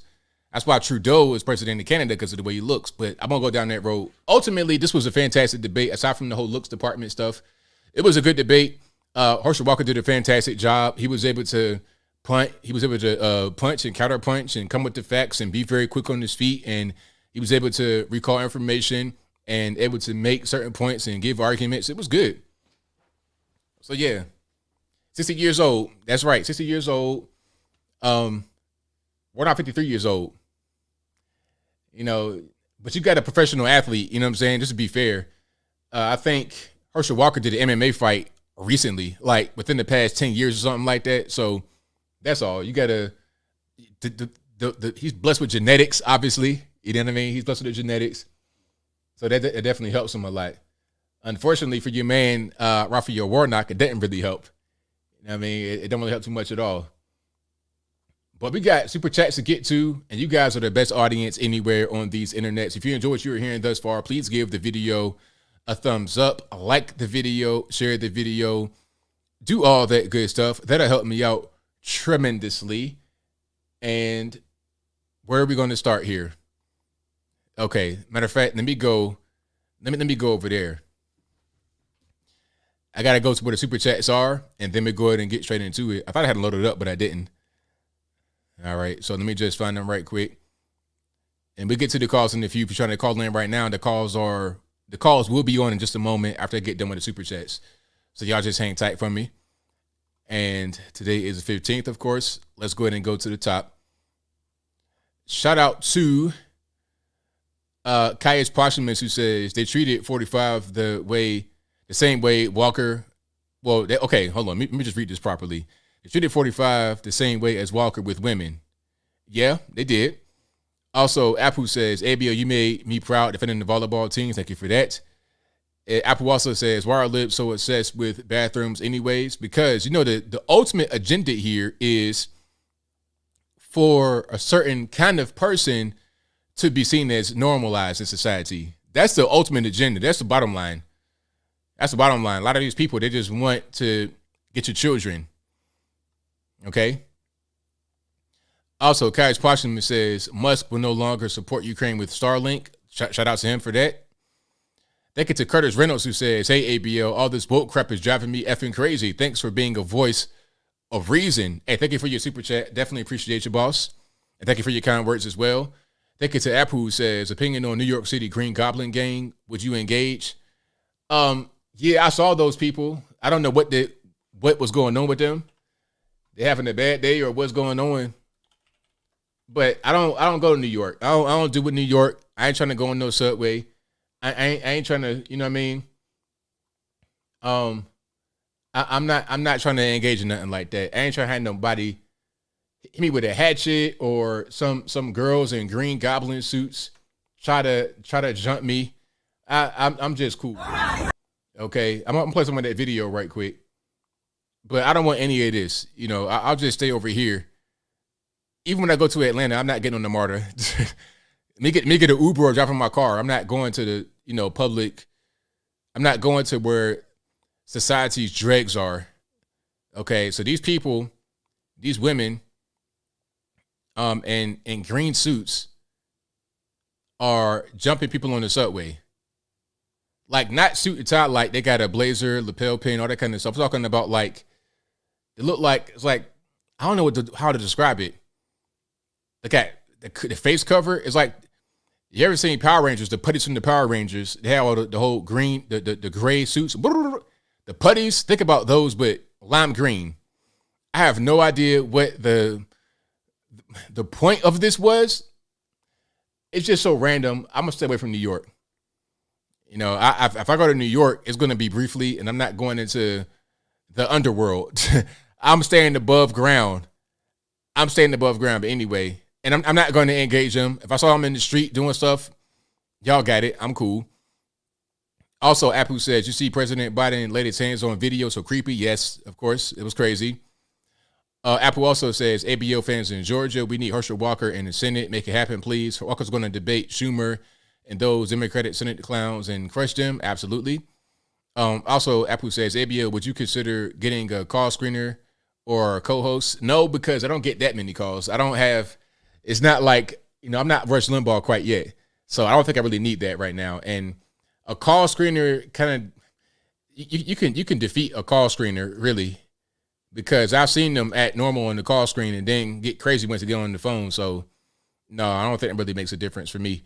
Also, ABL, my highest point score in a competitive basketball game is 22 points. What's your highest you ever dunk in a competitive game? Buzzer beater, winner? No, I don't know. I don't know my highest points. I've dunked, but not in a game.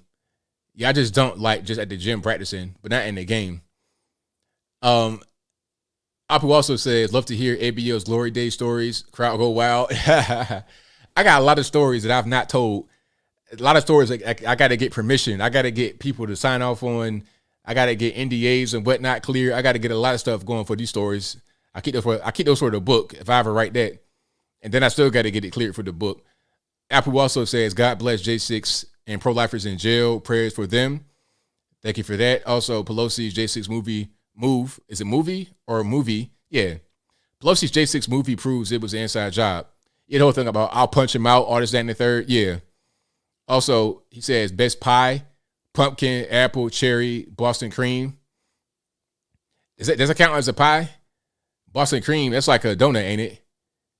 But out of the other ones, I say probably pumpkin pie out of those.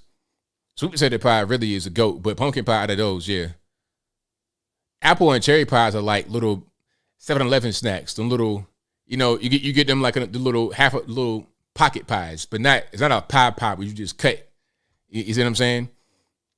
So you got the little apple pies, the little half things you get at 7-Eleven. Then you have the donuts. Then you have actual pumpkin pie where you cut it in the pizza slices.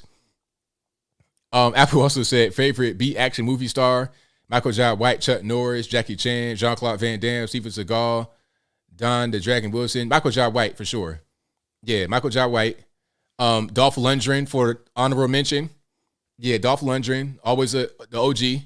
But Michael Jai White out of those. I like Chuck Norris too, of course. Jackie Chan. Yeah. But action movie star, favorite A-lister, let me get Keanu Reeves and John Wick. I love John Wick movies. That's my jam right there. Dent Machine Company says, didn't Mad Maxine tell everyone to get in their face and make them uncomfortable? Yes, she did. She sure did. Apple also says, you like popcorn with salt, butter, caramel, cheese?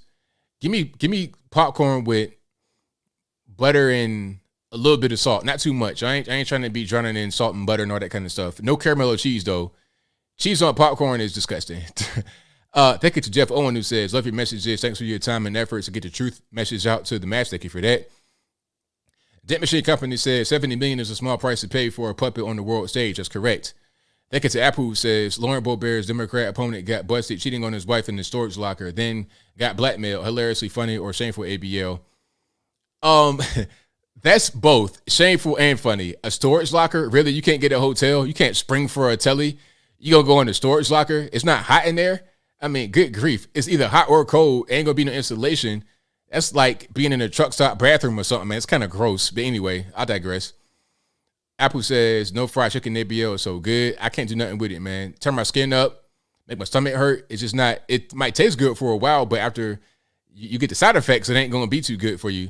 Thank you to Football Jones for the donation who says, go Vols. That's right. Shout out to the Vols. Thank you to Ryan Washington who said, young, unindoctrinated women being gaslighted as transphobic people needs to stop faster than a fart at a funeral. Keep it moving, brother. Will do, man. Thank you for that. I appreciate you. Thank you to Dent Machine Company who says they're working on a law to change parents with a felony if they try to stop their gender affirming care. All it takes is the school to call DCS to get it started. That's crazy. Thank you to Ian Kinney who says slavery was at one point the law. These people clearly would have also approved of slavery as well as saying it was a law. That's correct. Ian Kenny also says, I've said it before, I'll keep saying it, the parties didn't switch. Democrats just switched their marketing. They're still the same party. Correct. Absolutely. They're still the same. They've not changed. Nope. Dent Machine Company says, did you see the trans shop teacher tried to give a petition of 70,000 people to the school board to have Zemzer removed? They didn't want to take it. He is based. I didn't see that. Shout out to him. Dent Machine Company also said the left was memeing Herschel about the police badge. What's the explanation behind that? The moderator called it a prop and scolded him. Nah, he was deputized and he has the endorsement of the sheriff. So, it's not a prop. They said it was a prop with no evidence. It just called it a prop because it just didn't believe his story about being deputized. Okay. The sheriff can't deputize you. So the badge was real. They said it was fake. It's just not correct. Misinformation. But they're not going to put a label on Facebook. If you put out a meme talking about his badge is not real or whatever, they won't put a label on it talking about, oh, that's not really right. They won't do that. But if I put out a meme about Pelosi and the bottle of Smirnoff, oh, that's misinformation. She don't drink. Stupid stuff. Thank you to TJ Jizzle who says, ABL, I don't have Instagram. Will this money entice you to start our fans only? No, I ain't gonna be able to do it, sir. And it's per Philly Gizian dollars. Okay, there we go. That's how many dollars he was trying to say. Talking about Joe Biden. Dent Machine Company says the same people who complain about Herschel speaking slow are the same people who call him the COON word or Uncle Tom if he was more articulate. Correct. Absolutely. Thank you to Ian Kinney who says, ABL, ever read Color, Communism, and Common Sense by Manning Johnson? If not, you should. Manning Johnson was a prominent communist left the party. Was he the same guy that wrote Malcolm X's autobiography? Hold on. Let me make sure. Not autobiography, just biography. Did he write that? No. Maybe not. Okay. It was somebody else who wrote that, I suppose. Yeah. All right, hold on. Yeah, it wasn't him because he died before Malcolm X died.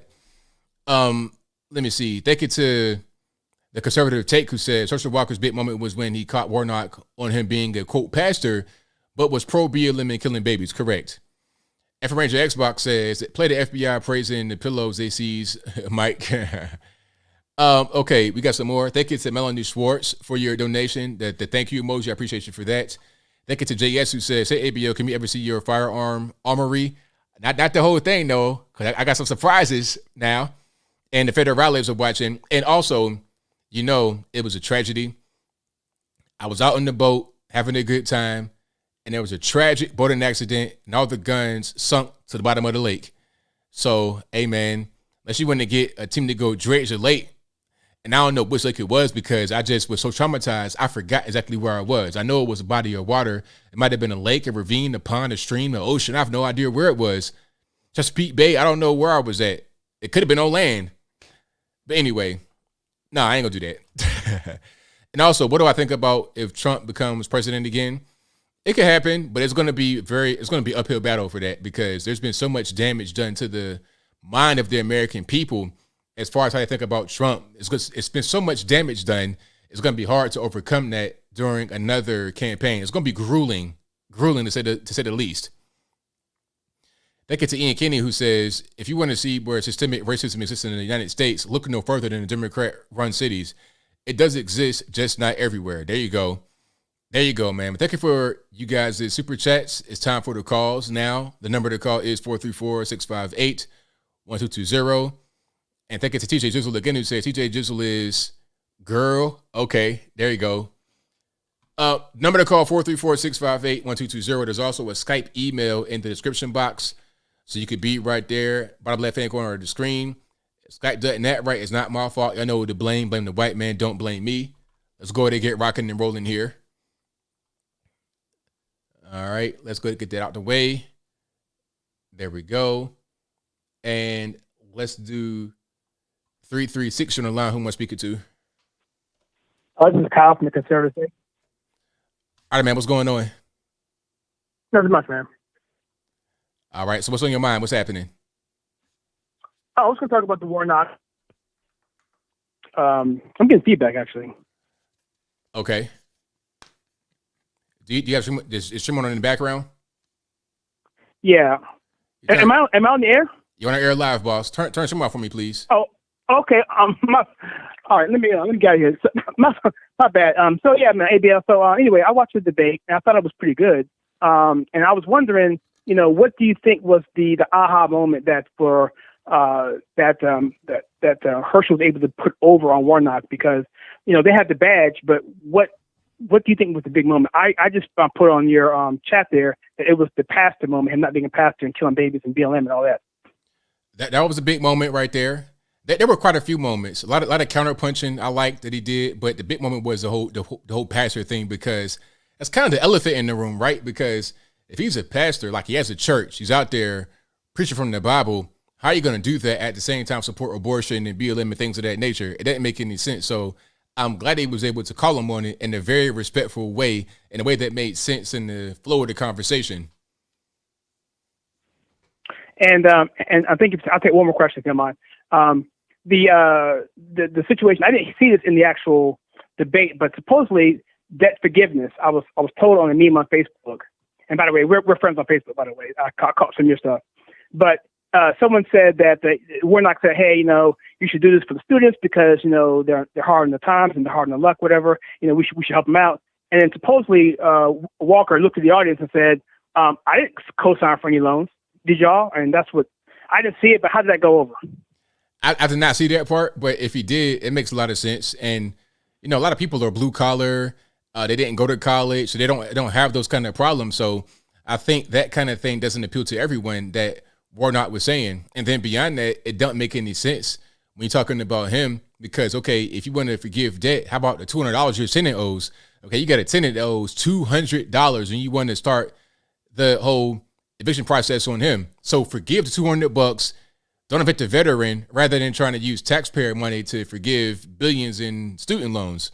So yeah, that was probably a good moment right there, but I didn't see that particular part. Okay. Well, I appreciate your time, my brother, and keep doing what you're doing. Thank you for the call, man. Appreciate you. Yes, sir.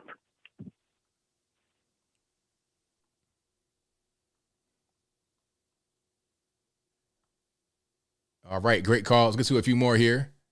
Let's go to 424 on the line. Who am I speaking to? It's David in Los Angeles, also known as Zoom Dog. All righty, man. What's going on? Now, last week we talked about Kanye, and I was saying how much I loved him, and his Tucker Carlson interview was amazing, and I love his takes, and everybody should listen to him. Boy, oh boy, did that change. I don't know if you talked about, I know you didn't talk about it today, but he came out with that tweet that said, "Death con the Jewish people." You may have addressed that. Now, to me, Candace Owens is trying to defend that, saying, if you're honest, no, Candace, we know what that means. It does not sound good saying death con to Jewish people, DEATH. Okay? So you want to let that slide. But then I don't know if you heard this. During the Tucker Carlson interview, there was stuff edited out. And the stuff edited out made it on the internet, on YouTube, and it was anti-Jewish stuff. Okay, so this guy clearly is anti-Semitic. He feels like the Jews are out to get him. And of course, that he's lumping in some Hollywood executives, or Jared Kushner, is all Jewish people. So, man, let me tell you something, ABL. I was his biggest fan last week. Now he can stick it straight up as you-know-what. I'm furious at this guy now, and I want to know what your opinion is, if you heard about this. Well, I heard that there were some things that were quote-unquote anti-Semitic, but I don't know what he said exactly. You're saying DEFCON, but what was the context? What did he say? And then the things that were edited out, what did he say in those things? People could say that it was anti-Semitic, but, I mean, what did he actually say? I forget what he said. I listened to it. I listened to the audio. I can't quote exactly what he said, but it was like, oh, hell yeah. This bitch is anti-Semitic. Whoa. You can't curse, sir. Be careful. Oh, I'm sorry. I didn't think that crossed the line into cursing.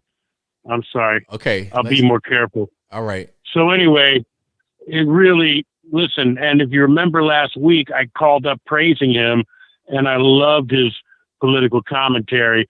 But after hearing it, and maybe you could do some research and find the YouTube for your next show, it just came up on a YouTube feed. It wasn't hard to find. But after I listened to it, it definitely made me say, oh, yeah, he's definitely got a problem with feeling Jewish people are out to get him, which is not all Jewish people. You know, anyway, if you haven't heard it, then I guess you can't say. But what do you think then about just saying DEFCON, DEATH, to Jewish people? What do you think about that?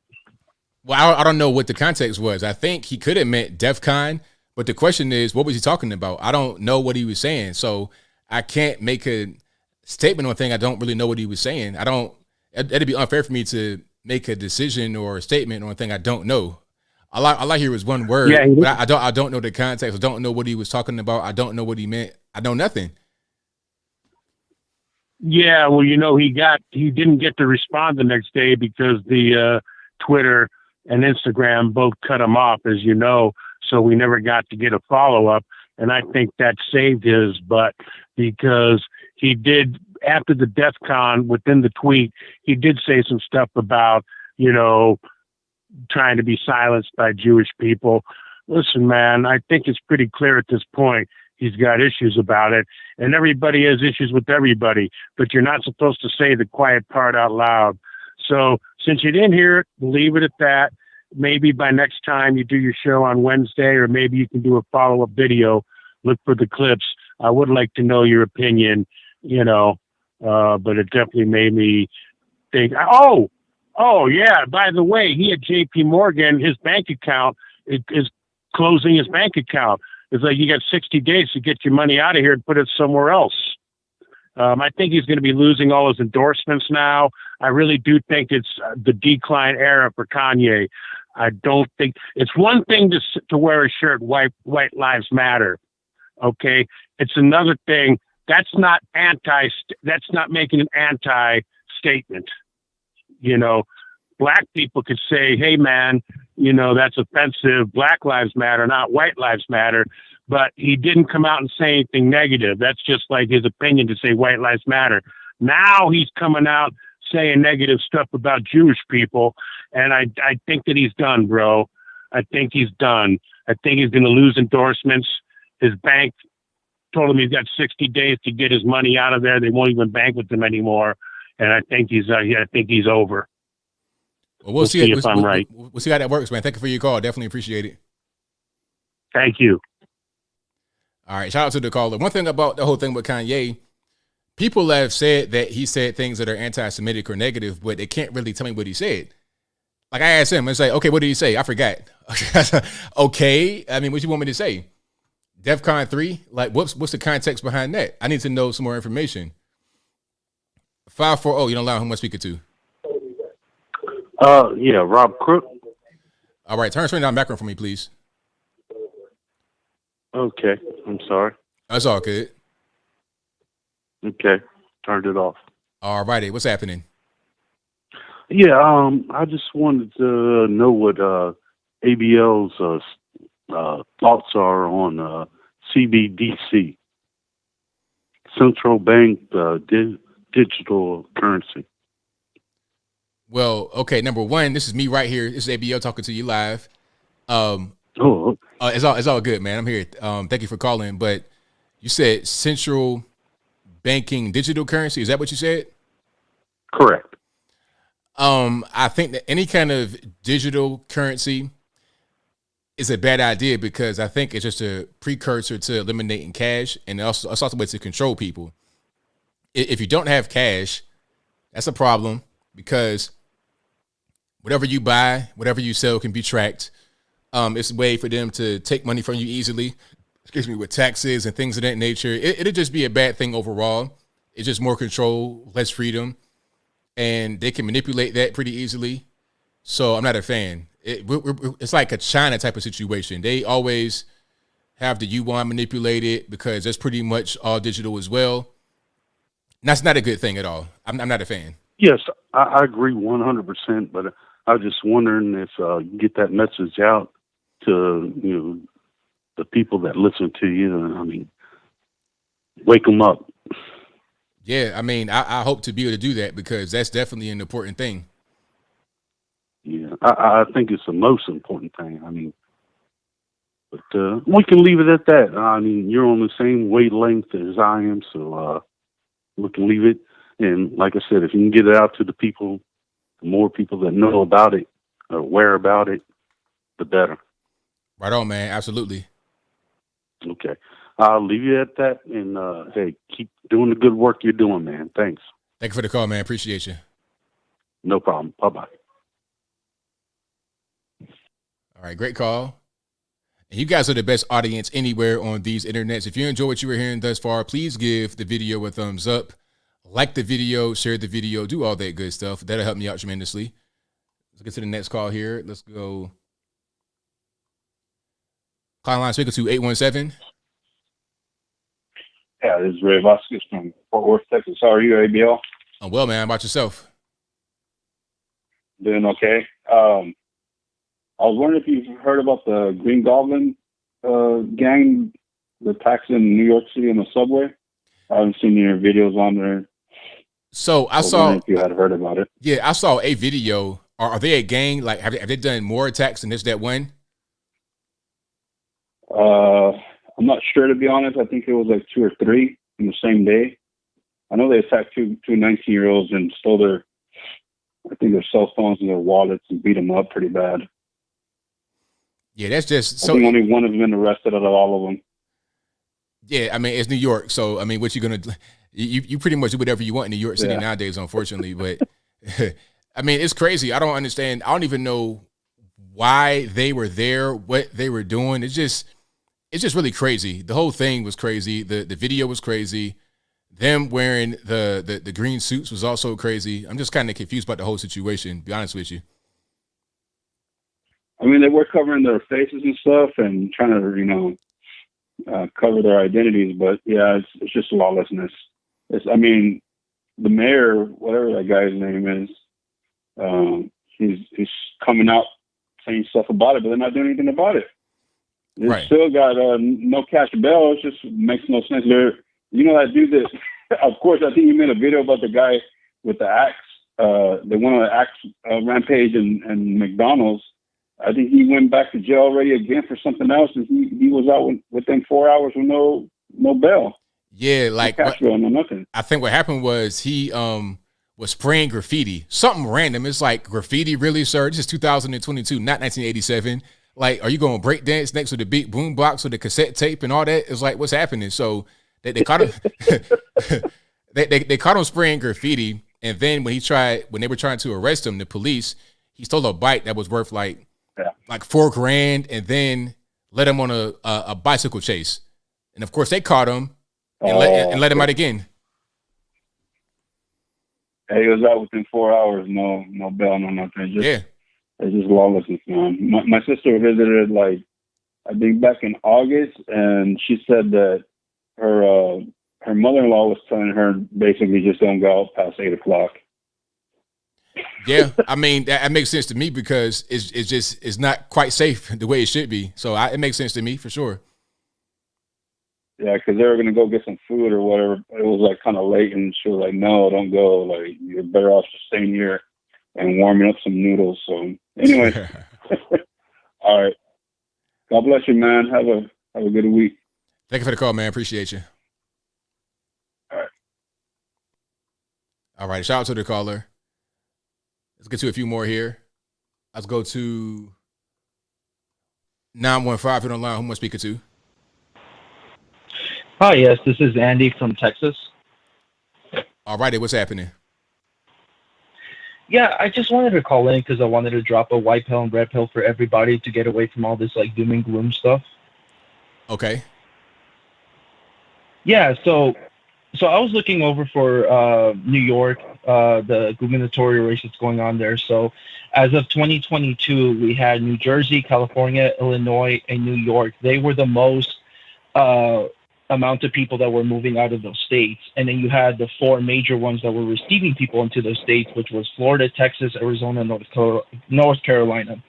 Now, the weird thing that I saw was that in 2010, the Democrat won by 27 points. 2014, they won by 13 points. 2018, they won by 22 points. What's interesting is from 2014 to 2018, it went from 13 to 22, and I think that's a response from Trump. But as of right now, we have Zeldin versus Hochul being the current incumbent for New York, and she's barely winning by 6, 8, 2 points, and some other polls are showing 17, 15, 5. It's just all over the place. So as of right now, on Real Clear Politics, she's at 5.3 points. Now, my question is to you, do you think that if, say, Hochul wins the gubernatorial race for New York by single-digit margins, is this something to tell New Yorkers to stay put, and to keep continuing to fight the great fight in New York, or to continuously leave afterwards? That's a very good question. I think some may find hope if they see the races tightening and things starting to go a different direction. They may find hope and say, you know what, let's go ahead and stick it out. We've been here this long. Go ahead and stick it out. And I think it's easier to do something like that if you are not in the city, or at least if you're not in the bad part of the city, which it could be anywhere at this particular point. But if you're in the city, in New York City, now you got an issue because of the crime and the violence. It becomes less about wanting to escape the politics and more about escaping the violence, trying to find safety. So it becomes a different story. So it depends on why you want to leave and also the urgency of it. But I think if that happens, as far as the race becoming tight, that could help some people make a decision and stay. But some, it won't make a difference because the city is just going so crazy and there's crime everywhere. People are just losing their life and getting attacked for no reason. That might not be enough. Yeah, and I agree. And I think there's a dynamic shift right now, a paradigm shift, where in 2018, 2014, 2010, the Democratic nominee was winning by double-digit margins, and now we're looking at single-digit margins. Now, even if the Democratic person wins in New York for the gubernatorial race by single-digit margins, that speaks high volumes of all places. I mean, this would be on par with New Jersey, Illinois, and California if they were to win by just single-digit margins. I would even dictate that this would be an absolute victory for the Republicans at this point, to say that they're tired of the very far left politics that they're presenting. And I think personally, if you want to leave New York, you want to leave California, you want to leave Illinois, go to North Carolina, you want to go to Florida, you want to go to Georgia, Texas, whatever have you, that's great. But even with the amount of people that left New York, and it's still almost in an toss-up state, isn't this good news for people all over America, especially in New York? I think it's a good sign for people all around. It definitely would be a good sign for sure. All right. Well, thank you so much. I'm not going to take so much of your time. I enjoy your show, and thank you so much for having me on the air. Thank you for the call, man. Definitely appreciate you. Yeah. Have a great night. All right. Great call. Thank you guys for being here yet again. You guys are the best audience anywhere on the internet. So if you like what you're hearing so far, please give the video a thumbs up, like the video, share the video, do all that good stuff. And if you're not subscribed yet, go ahead and do that right now for me. I'd appreciate that as well. All right, let's go. 831, you're on the line. Who am I speaking to? 831, hello. Hello. Yes, who am I speaking? Hello, ABL. Hello. Hi, this is Shelly. All righty, what's going on? I'm calling from California, the commie state. I wanted, there was a couple questions I have for you. So the first one was, I saw that you're still using PayPal. Yes. And do you know what just happened with PayPal? Well, I saw that they tried to put something out talking about some kind of policy change they tried to put out where they were going to take money from you, but then they reversed it, so they're not going to do it. Yeah, it was like a test. They wanted to see how many people would fall for it or go along with it, really. But it was based on their opinion of what this information is. They would find your account, however much money they decide to fine you for disinformation or for hate speech. But it's their definition of disinformation or hate speech. Right. They're going to decide if it's disinformation or hate speech. Anyway, I canceled my PayPal. That's it for me. And I'm going to go withdraw my money from Chase. I don't know what happened with Kanye. If he did say those things about Jewish people, that's bad. But I'm like you, I haven't heard or seen that tweet. I never saw that. So I'll definitely do some more research, because if Kanye is saying stuff like that about Jewish people, that's not good, man. That's bad. Yeah, I mean, people. My other question. Yeah, go ahead. Oh, go ahead. No, go ahead. Say you got your question. So yeah, I would highly suggest that you cancel the PayPal, because they're communists. So, and then as far as California goes, I have my ballot, and I'm gonna vote all red. All red. I'm gonna do my research, because there's a couple of names I'm not familiar with. But there's only one. The one guy that's against Newsom, I think that's the guy I voted for in the mid, the one to be in the primaries. Right. But I'm not sure. I'm going to have to look him up. But Newsom is a communist, and so is Trudeau. And yeah, you're right. People are stupid. People vote because of looks. And it's just stupid. But it's human nature. I mean, I understand that, but those guys are all demonic inside. They could look all great, flashy, and nice on the outside, but yeah, they're disgusting on the inside. I was going to ask you another question, but Candace Owens is blowing it out the water. Nobody can really argue with what she's saying.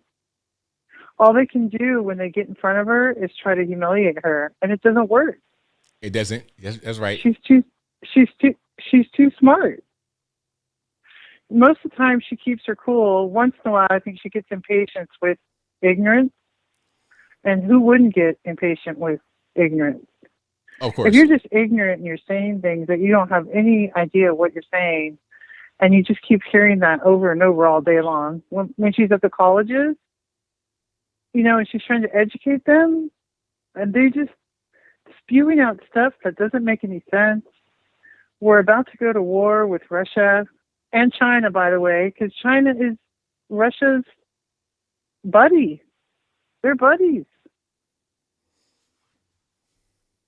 And these young people in these colleges that think they're not going to have to go and die for Biden, they're all mistaken. Oh, yeah, they're going. They'll be the first ones to be sent. That's right. They're going right away. They already came out and said that if you identify as transgender, you must still register with selective service. So they're saying, nah, you can't. If you're a male, I don't care if you had hormone therapy or whatever. No, still sign up. That's right. That's right. The young people, especially the young poor people that don't have rich parents, those are the first people that are going. Yeah. And it's to fight for these elitists. I don't care if it's the Russian elitists, the American elitists. They're all throwing a fit and having a fight, and they're like, we're going to send all of our poor to die and kill your poor. That's it. That's all it is. That's right. So I just, one thing I don't understand is in the 2 years, right, because I understood this probably within 6 months of when COVID started, the shutdowns, everything happening. I was out there delivering mail. I was seeing all the things that were going on. So within the first 6 months, I started to understand that this was all prepared. This was all planned, and it's demonic. I understood all that. People bending down and bowing to other people. In the Bible, it tells you, you will not bow to anyone but me, your God. And anybody that wants you to bow to them, that is demonic. So I saw that within the first 6 months, especially after the riots started and the burning and all that stuff. But nobody has any excuse now to not understand what this is really about. It's conquer, divide, and conquer.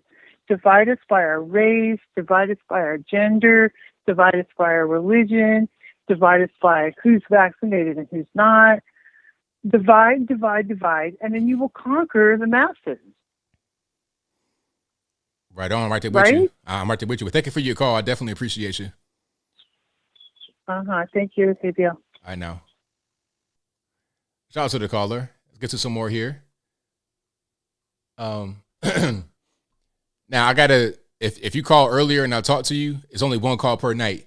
I don't want nobody calling in like remember the lady that called in. I tried to tell her the same thing, and she called back the next week cussing me out. So I have to inform you guys of that if you don't know. Okay, so one call per night per person. Let's get to some more calls here. 918, you're on the line. Who am I speaking to? Hey, what's up, baby? It's JD Scott from Oklahoma. How you doing, buddy? It's all good, man. About yourself? Oh, yeah, I'm doing pretty good. Hey, great show as always. Lots of great topics. There was one topic I don't think you've mentioned yet, and I just heard about it last night on the Greg Gutfeld show on Fox, which I am a fan of. I think he's got a really good take on everything, keeps it humorous. But did you see that, after Joe Biden went to go beg the Saudis to pump more oil and give us some more energy, and they basically said, no, we're not going to. Now he put in a law, or it wasn't a law, they passed a bill that for a year, we're not going to sell them any more weapons. I mean, is that not the definition of blackmail? I mean, is that not something worthy of impeachment? Saying that if you don't give us oil, we're not going to sell you weapons. Just like in Ukraine, if you don't fire their prosecutor, you're not getting $1 billion. Same thing. Same old quid pro quo Joe. Exactly. And the way that he gets away with it, and the way that the media just covers up for him, I mean, it's sickening. It really is, man. Absolutely. But, just a couple more quick things.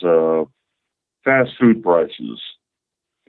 Yeah, I got you, man. Like, I don't eat fast food a lot because I live out in the country, and it's like, 25, 30 minutes just to even get to a fast food restaurant, so I don't do any of that, Uber Eats or DoorDash stuff. So I prefer like just going and buying groceries and making my own stuff. But every now and then I might stop by McDonald's and get something off their value menu. But now it's like the value menu. It's like if I just want to get like a small cheeseburger and a small McChicken sandwich, it's like over $5. Oh yeah, like, what the heck? It's crazy. Yeah.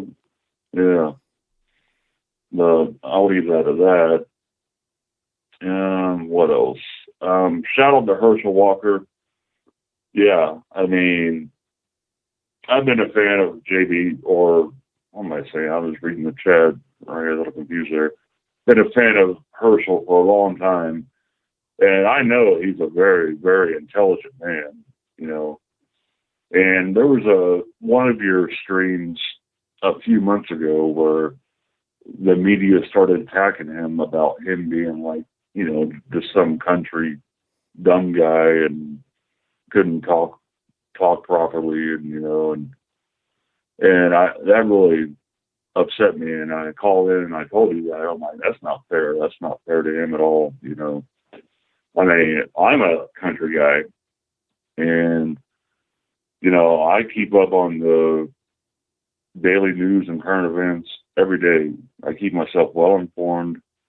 I love American history, and my voice, I mean, this is my voice. I mean, it's really deep and it's kind of slow. So I know a lot of people think that I'm just like always wasted when I call in, but I'm not. You know, that's just the way I talk. Right. So yeah, Herschel, he's a great guy. Herschel is a great man. And one last thing, since it's getting close to Halloween, which is a fun holiday, what's one of your favorite horror movies? It. The first It, I saw it. I was like about 8, 9 years old. I was terrified. Oh. And then I saw the remake that they came out with. I'm at 2017. It was a great remake, very well done. Now that I'm older, I'm not scared at movies anymore because I just, it's kind of cheesy. But this one was really well done. The It remake, fantastic, loved it. So that series I really enjoy. All right, cool. I haven't watched it yet. That's cool. Oh, check it out, man. It's a good movie. Yeah, that's cool. All right, man. Well, great show as always, dude. I love you, man. Love everyone in the chat, and I'll sit back and enjoy the rest of the show. Well, thank you for the call, man. Appreciate you. All right, later, dude. All right, yeah, man. And Candyman was kind of scary when I was a kid too. Candyman was like, because he was like a black dude. I remember people thought that could be like a real person. You'd be scared to say Candyman in the mirror because he might pop out on you. It's like saying Beetlejuice or something. That was also a good movie, Beetlejuice. It wasn't really a scary movie. That was just more like kind of a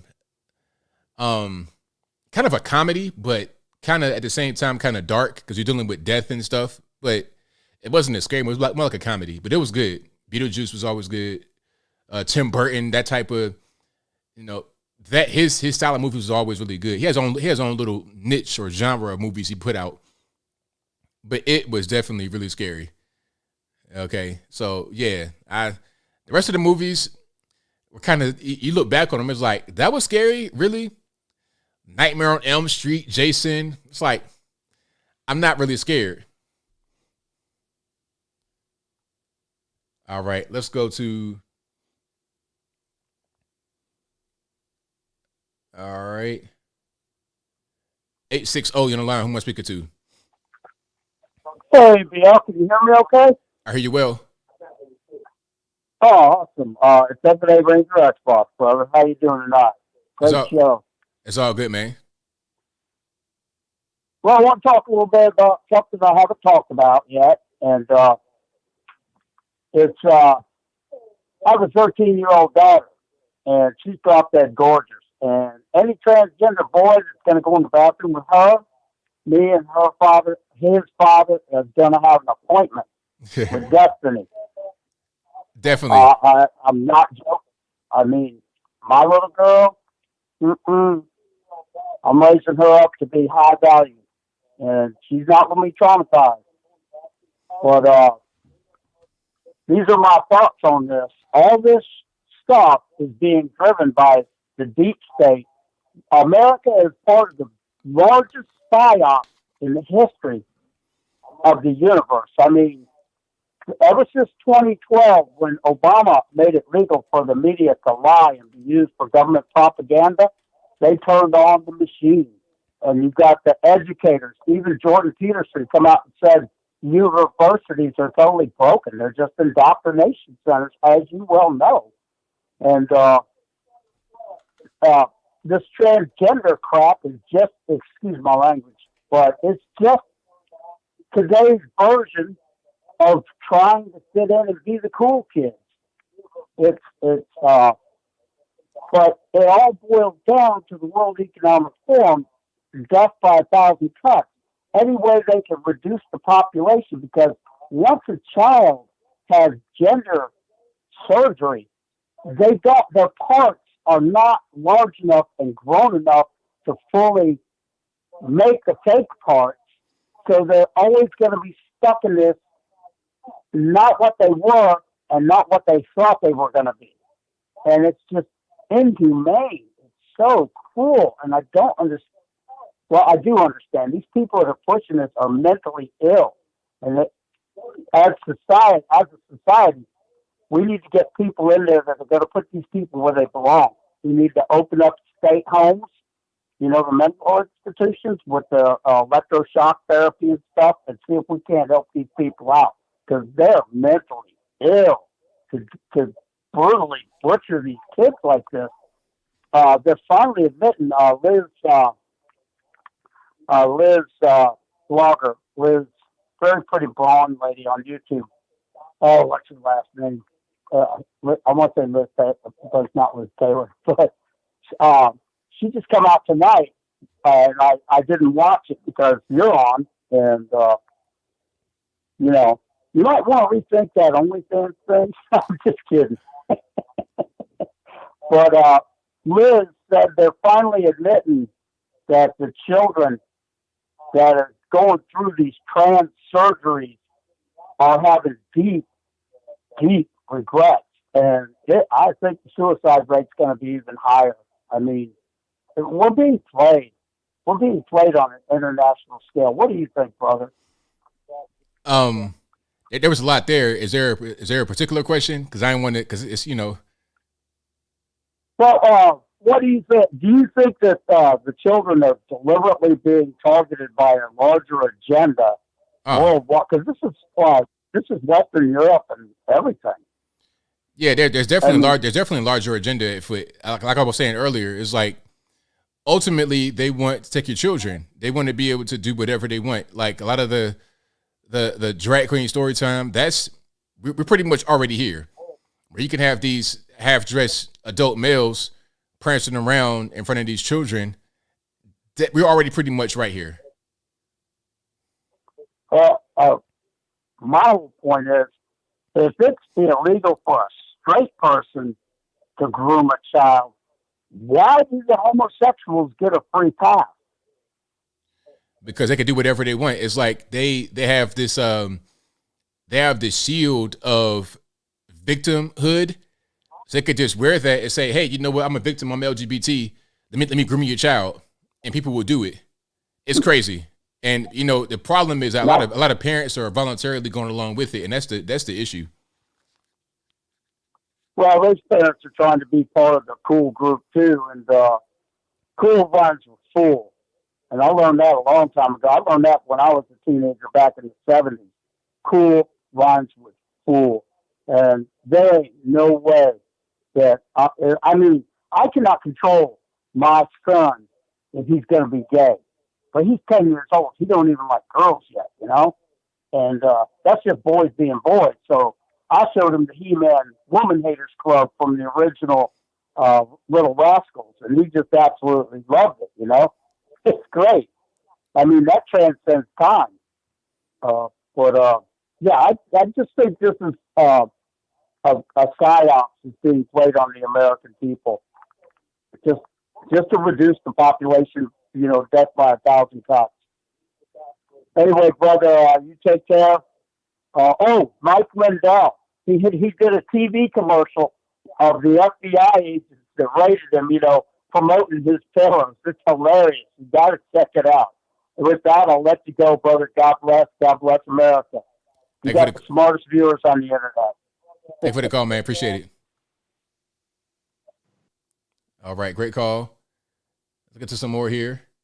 Call it. If somebody's trying to call, if you're trying to call me and you already called, I cannot have you call more than once.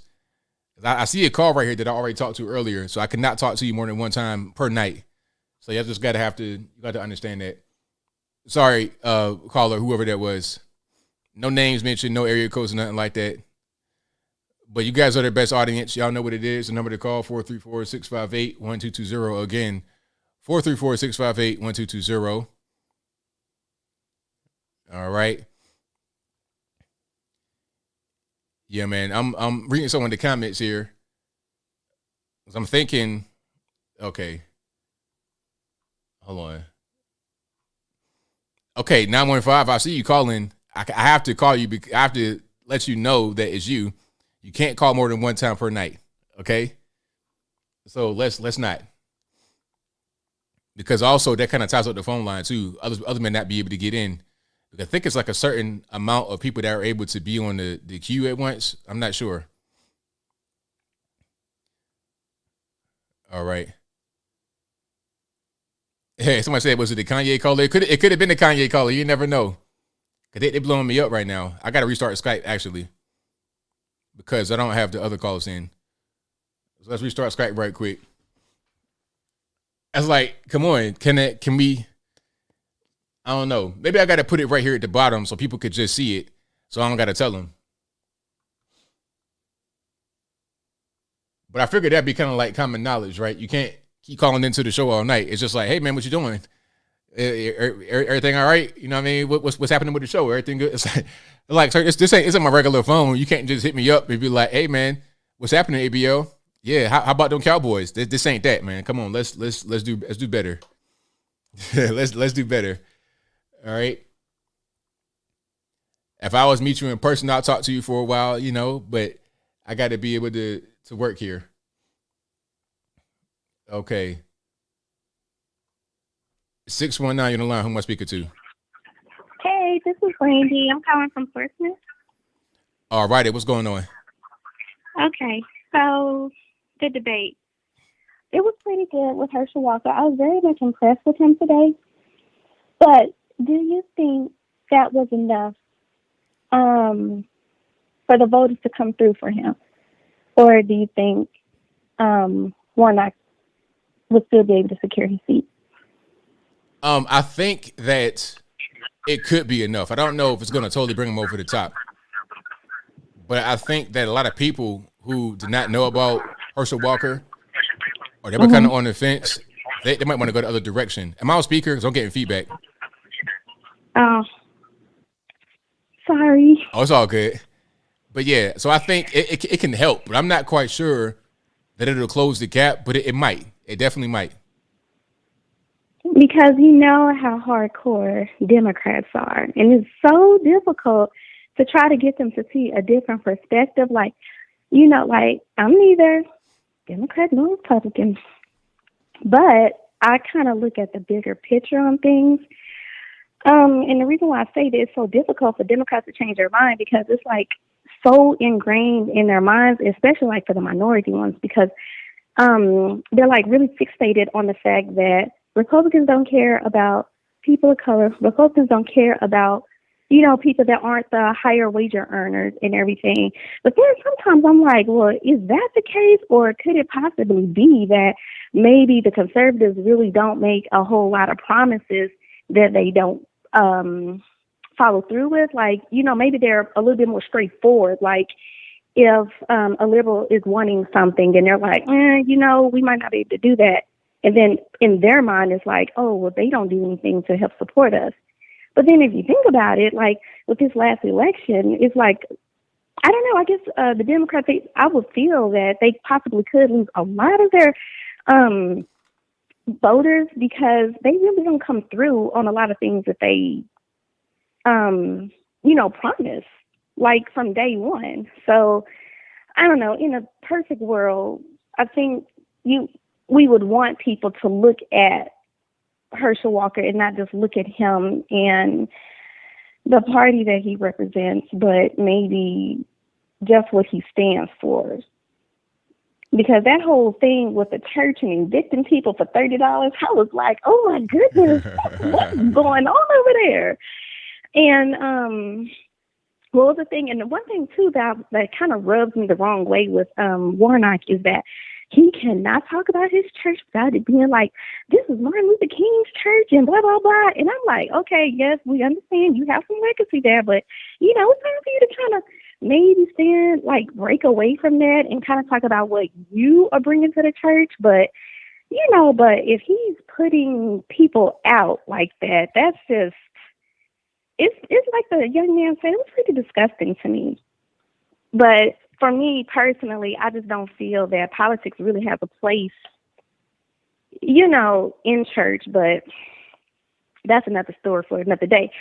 The other thing was about those girls in Vermont who had the boys coming into the locker room and everything. I think this is one of those situations to where, you know, the moms, they might need to take a seat on this and have the daddies come up and put their foot down. Like, I don't think that I would be very nice about it. But like what you were telling the other guy, like, well, you know, if they're trying to fill an agenda, then it might be a really, really tough battle to fight, especially if you already have transgender people reading to kindergartners and stuff like that. Like, I don't know. This is just, everywhere you look, it's like things are getting really, really bad. And I thought you'd have the tea about what happened with Kanye West, but I guess the whole full story will come out on that eventually. So I'll be looking out on your social media to see if you uncover that whole situation, because I'm really interested to see what happened with that as well. What about Kanye, about the Jewish thing? Yeah, because I just heard that his bank account got taken away. I didn't even know what happened with that. And I thought that maybe you had known that, but like you told somebody earlier in the show, you hadn't even uncovered the whole story or whatever. So I'm just saying I'll just wait until we get enough information, because I hadn't heard anything. The only thing I heard was the man got his bank account taken away, and I was like, oh, what happened? But I don't know. Nobody really knows, so I guess the truth will come out with that one day. It will, for sure. But anyway, well, thanks for taking my call. Well, thank you for the call. I definitely appreciate you. Okay. Bye. All right, shout out to the caller. And let's go to 410. You're the line. Who am I speaking to? Oh, what? Hello? Yes. Oh, hey, ABL. Oh, my gosh. I can't believe I'm talking to you. That's crazy. My name's Raj. Hi. How you doing? It's all good, man. What's happening? It's not much. Oh, wow. I can't believe I'm talking to you. That's awesome. But, yeah, I actually wanted to ask you something serious regarding, food shortages in the upcoming future. Because inflation is pretty, insane right now. Everything is so expensive at the stores and everything like that. I was just wondering, it really does look like there's going to be some crazy food shortage coming up. It's also crazy because, I believe now in Australia, over 1,000 schools are serving insect-based products. So, I wanted to ask you, do you think we're going to be, on some sort of food rationing upcoming soon or something like that? Or, do you think we're going to be, it's going to be a very, insect-eating future for us or something like that? I think they're trying to push that as a thing that we do for when there's actual food shortages. So we kind of get used to it. I'm seeing over in Netherlands, they're trying to have some of the kids eat mealworms in school. And yeah. So I think they may be trying to push that on us for when there could be a food shortage. Yeah, I think you're right. There's this guy I subscribe to. His name is Daily HOT, and he keeps talking about how I think that the farmers in the Netherlands or places like that, they're not allowed to farm anymore. They're pretty much having to sell their farms and have a whole new way of living. And I believe they import or export a lot. And I can't remember which country it is. I don't think it's I can't remember which country it is, but they're not able to do any farming pretty much, and they're pretty much being forced to sell their farms and everything like that. And a lot of people are saying that we will be seeing some shortages in the future because farmers aren't allowed to do their things. I mean, even in America, we're having cattle mysteriously dying off in herds. Do you find that weird at all? Do you have any opinion on that? Well, I don't know what's going on with that. It just seems like coincidental or on purpose. I don't really know. But if it was on purpose, if there's an actual agenda there, I wouldn't be surprised. But I can't say that I know that there is an agenda or there isn't. But like I say, I wouldn't be surprised if there was a specific agenda to deal with the food supply, to kind of tamper with it, maybe even to raise up prices for the food. Mm-hmm. Yeah, it's I just find it really weird because also, Bill Gates, I think he owns most of the farmlands in America, I think, if I read that correct. I heard that somewhere. And, I think he's a big pusher on eating insects and, trying to get rid of, I don't know what he's really trying to do, but it does seem like he does he does want everyone to eat insects, I think. Well, yeah, that's what it seems like, for sure. Okay, well, I was just wondering if you had any opinion on that, but thank you so much for the call, or thank you for answering my call, ABL. Thank you. Thank you for the call, man. Appreciate it. Yeah, of course. Thank you so much. All right, shout out to the call. Great call. Thank you for being here. You guys are the best audience anywhere on these internets. You already know what it is. If you like the video, go ahead and give it a thumbs up. That'll help me out a lot. All righty, Matt, what's going on? ABL, what are you doing? Hey, man, just living the dream, man. Hey, I wanted to talk about Alex Jones for a second. I'm noticing that the same people who, and maybe the same even math that says that President Trump is a broke businessman and worth relatively nothing, somehow feel Alex Jones is worth $1 billion. Yeah, that whole thing is silly. I mean, I think they even said, maybe they did say it, maybe they didn't say it, but if they did say it, I wouldn't be surprised. I think they said in court that the whole purpose was to shut him down. Speaking about Alex Jones, it wasn't even about, does he have the money, can he pay it? It was about just trying to shut him down so he can't talk anymore. Trying to ruin him financially, that's all. Yeah. I mean, even if it was punitive damages, you know what I mean? And punishment is different than, I mean, Alex Jones could work 100 lifetimes and never pay that. And I do this thing where I go to Google and I Google something like, hey, how much is Alex Jones worth? And if you Google that now, like, it's literally people say he's worth $500 million. And then all you do is you take the results and you say, don't give me any results this year. Give me results 2 years ago. And everyone from Forbes to Financial Business Times all has him worth less than $5 million. Yeah, that's about right. That's about right. Yeah. So he made $500 million in a couple of years, and I just don't see how that's possible. It's not. And yeah, the dude lists. You can go and you can find his properties. He has a $3.5 million house. He has like a $1.8 million vacation home, and that's basically commiserate to like Bernie Sanders. Yeah. Yeah, exactly. I mean, Bernie Sanders' houses are worth almost that much. And this idea that the jubilance that you hear from these people when they say he's got to pay out $1 billion is nuts. So I think he's going to win on appeal just because his lawyers really mishandled a lot of things. And did you hear that Derek Chauvin is doing an appeal too?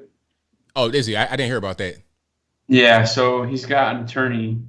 I think on appeal, Derek Chauvin can be literally proved innocent, like not even like a reasonable doubt standard. I think he can be proved innocent, and that the state's expert witness both said that he had 0% oxygen in his blood and 98% oxygen in his blood in terms of hemoglobin saturation. Have you heard that? No, I didn't. So I'll sum this up quick, and then I'll leave you and get back to your show. But basically, the first testimony by this Dr. Tobin was that George Floyd had not 1 ounce of oxygen in his blood. That was his exact quote. And he described the situation where George Floyd could not draw breath to oxygenate his blood, thus he died of asphyxiation. Well, the very last defense that was tried in court was, I think his name is Dr. Martin, but he was his own epidemiologist. And he said that George Floyd could have died of carbon monoxide poisoning because he was pinned next to the car exhaust. And, I mean, we all know that's not true, but it was enough to put reasonable doubt into the mind of the jurors, because you have to, any reasonable doubt would basically exonerate you. The state brought back their witness, Tobin, and Tobin said it was impossible that he died of carbon monoxide poisoning from the exhaust because George Floyd had 98% blood oxygen saturation. So it is not possible, other than choking off both jugulars, to both have 98% oxygen saturation and die of asphyxiation. So right. The expert witness has contradicted himself. That's all I got for you, man. I appreciate you so much. Thank you for the call, man. Definitely appreciate you. Yeah, be good. Yeah, the whole thing with Derek Chauvin, that could definitely turn the other direction. Absolutely. And we'll see how it works. We'll definitely see how it works. Somebody said George Kirby. Yeah, ain't that what Nancy Pelosi said? George Kirby. It's like, for real, George Kirby. Is that who that is? Okay, that's what's up. Yeah, I mean, at the end of the day, you're talking about somebody that was on drugs, man. It's so unfortunate that he died, but it's like, let's talk about what really happened, not this fake fantasy people just make up for sensationalism and to raise money. They use George Floyd to fundraise. It's pretty gross, actually. They raised billions of dollars off of George Floyd, and it didn't help anybody anywhere except for people that raised the money. It helped people get a big real estate portfolio, get a big bag of money, ball out, go to Bahamas and stuff like that. Yeah, it helped that, but it didn't help anything else. It was crazy, totally ridiculous. All right, I think I'm gonna go ahead and end here. Yeah, long day tomorrow. I'm gonna get a little bit of a head start, like 15 minutes. Thank y'all for joining. You know, it's been a fantastic show as always. Excellent show. I got super chats on deck right quick. I'm gonna read those, and then I wrap it on up, put the bow clean on top. And I don't have calls. I think maybe my Skype is acting up too. So I'm gonna go ahead and wrap up. I'll be back live again on Wednesday, of course, 8 p.m. to right around 11 p.m., usually 11 p.m. Eastern Standard Time. And I'm here all throughout the week putting out pre-recorded videos, Monday through Saturday. Sunday I'm off, of course. People say, oh, man, no. I promise I'll be back live again on Wednesday night, 8 p.m. Eastern Standard Time, right around 11 p.m. Eastern Standard Time. I shall be back. But super chats on deck, I'll read those right quick and then wrap it on up, put the bow on top. Oh, and thank you to the mods for keeping the trolls in check and the chat nice and clean the way it's supposed to be. I appreciate y'all. You know I couldn't do it without you, right? And thank you to Ian Kinney for the super chat. Ian Kinney says, if you want to see where systemic racism exists in the United States, look no further than Democrat-ran cities. It does exist, just not everywhere. Thank you to Teacher Jizzle, who says, Teacher Jizzle is, I already read that one. And thank you to JLA9X40 for becoming an ABL supporter. I think those are the super chats. Thank you to the PayPal person. Thank you to the Patreon people as well. You guys are great. And once again, please go to the Instagram page. Hold on, let me see if I can pull it up right quick. Instagram.com/Anthony B. Logan. You can support me over there. I'll be putting out different kind of content over there. Like what I do a lot of times on Instagram, you see my YouTube stuff on there, of course. But also, I put out a bunch of memes. Oh, I love the memes. The memes will go right here in the story. And I think I'm going to do, I don't know what I'm going to do. You guys follow me over there on Instagram. There's a super follow you could pay to follow if you want to, or just follow normally. It don't really matter. But if you super follow, let me know what you want over there as far as any kind of exclusive content. Nothing crazy. Don't be, this ain't that kind of party. You know, this is a regular normie type situation. So I think I'll do like previews, videos are coming out with. Maybe I'll have like I might set up a camera that is not my regular camera, and I may record a video from this way, or some little behind the scenes type stuff for me recording videos. I don't know what I'm gonna do. There's also a function for a group chat on there.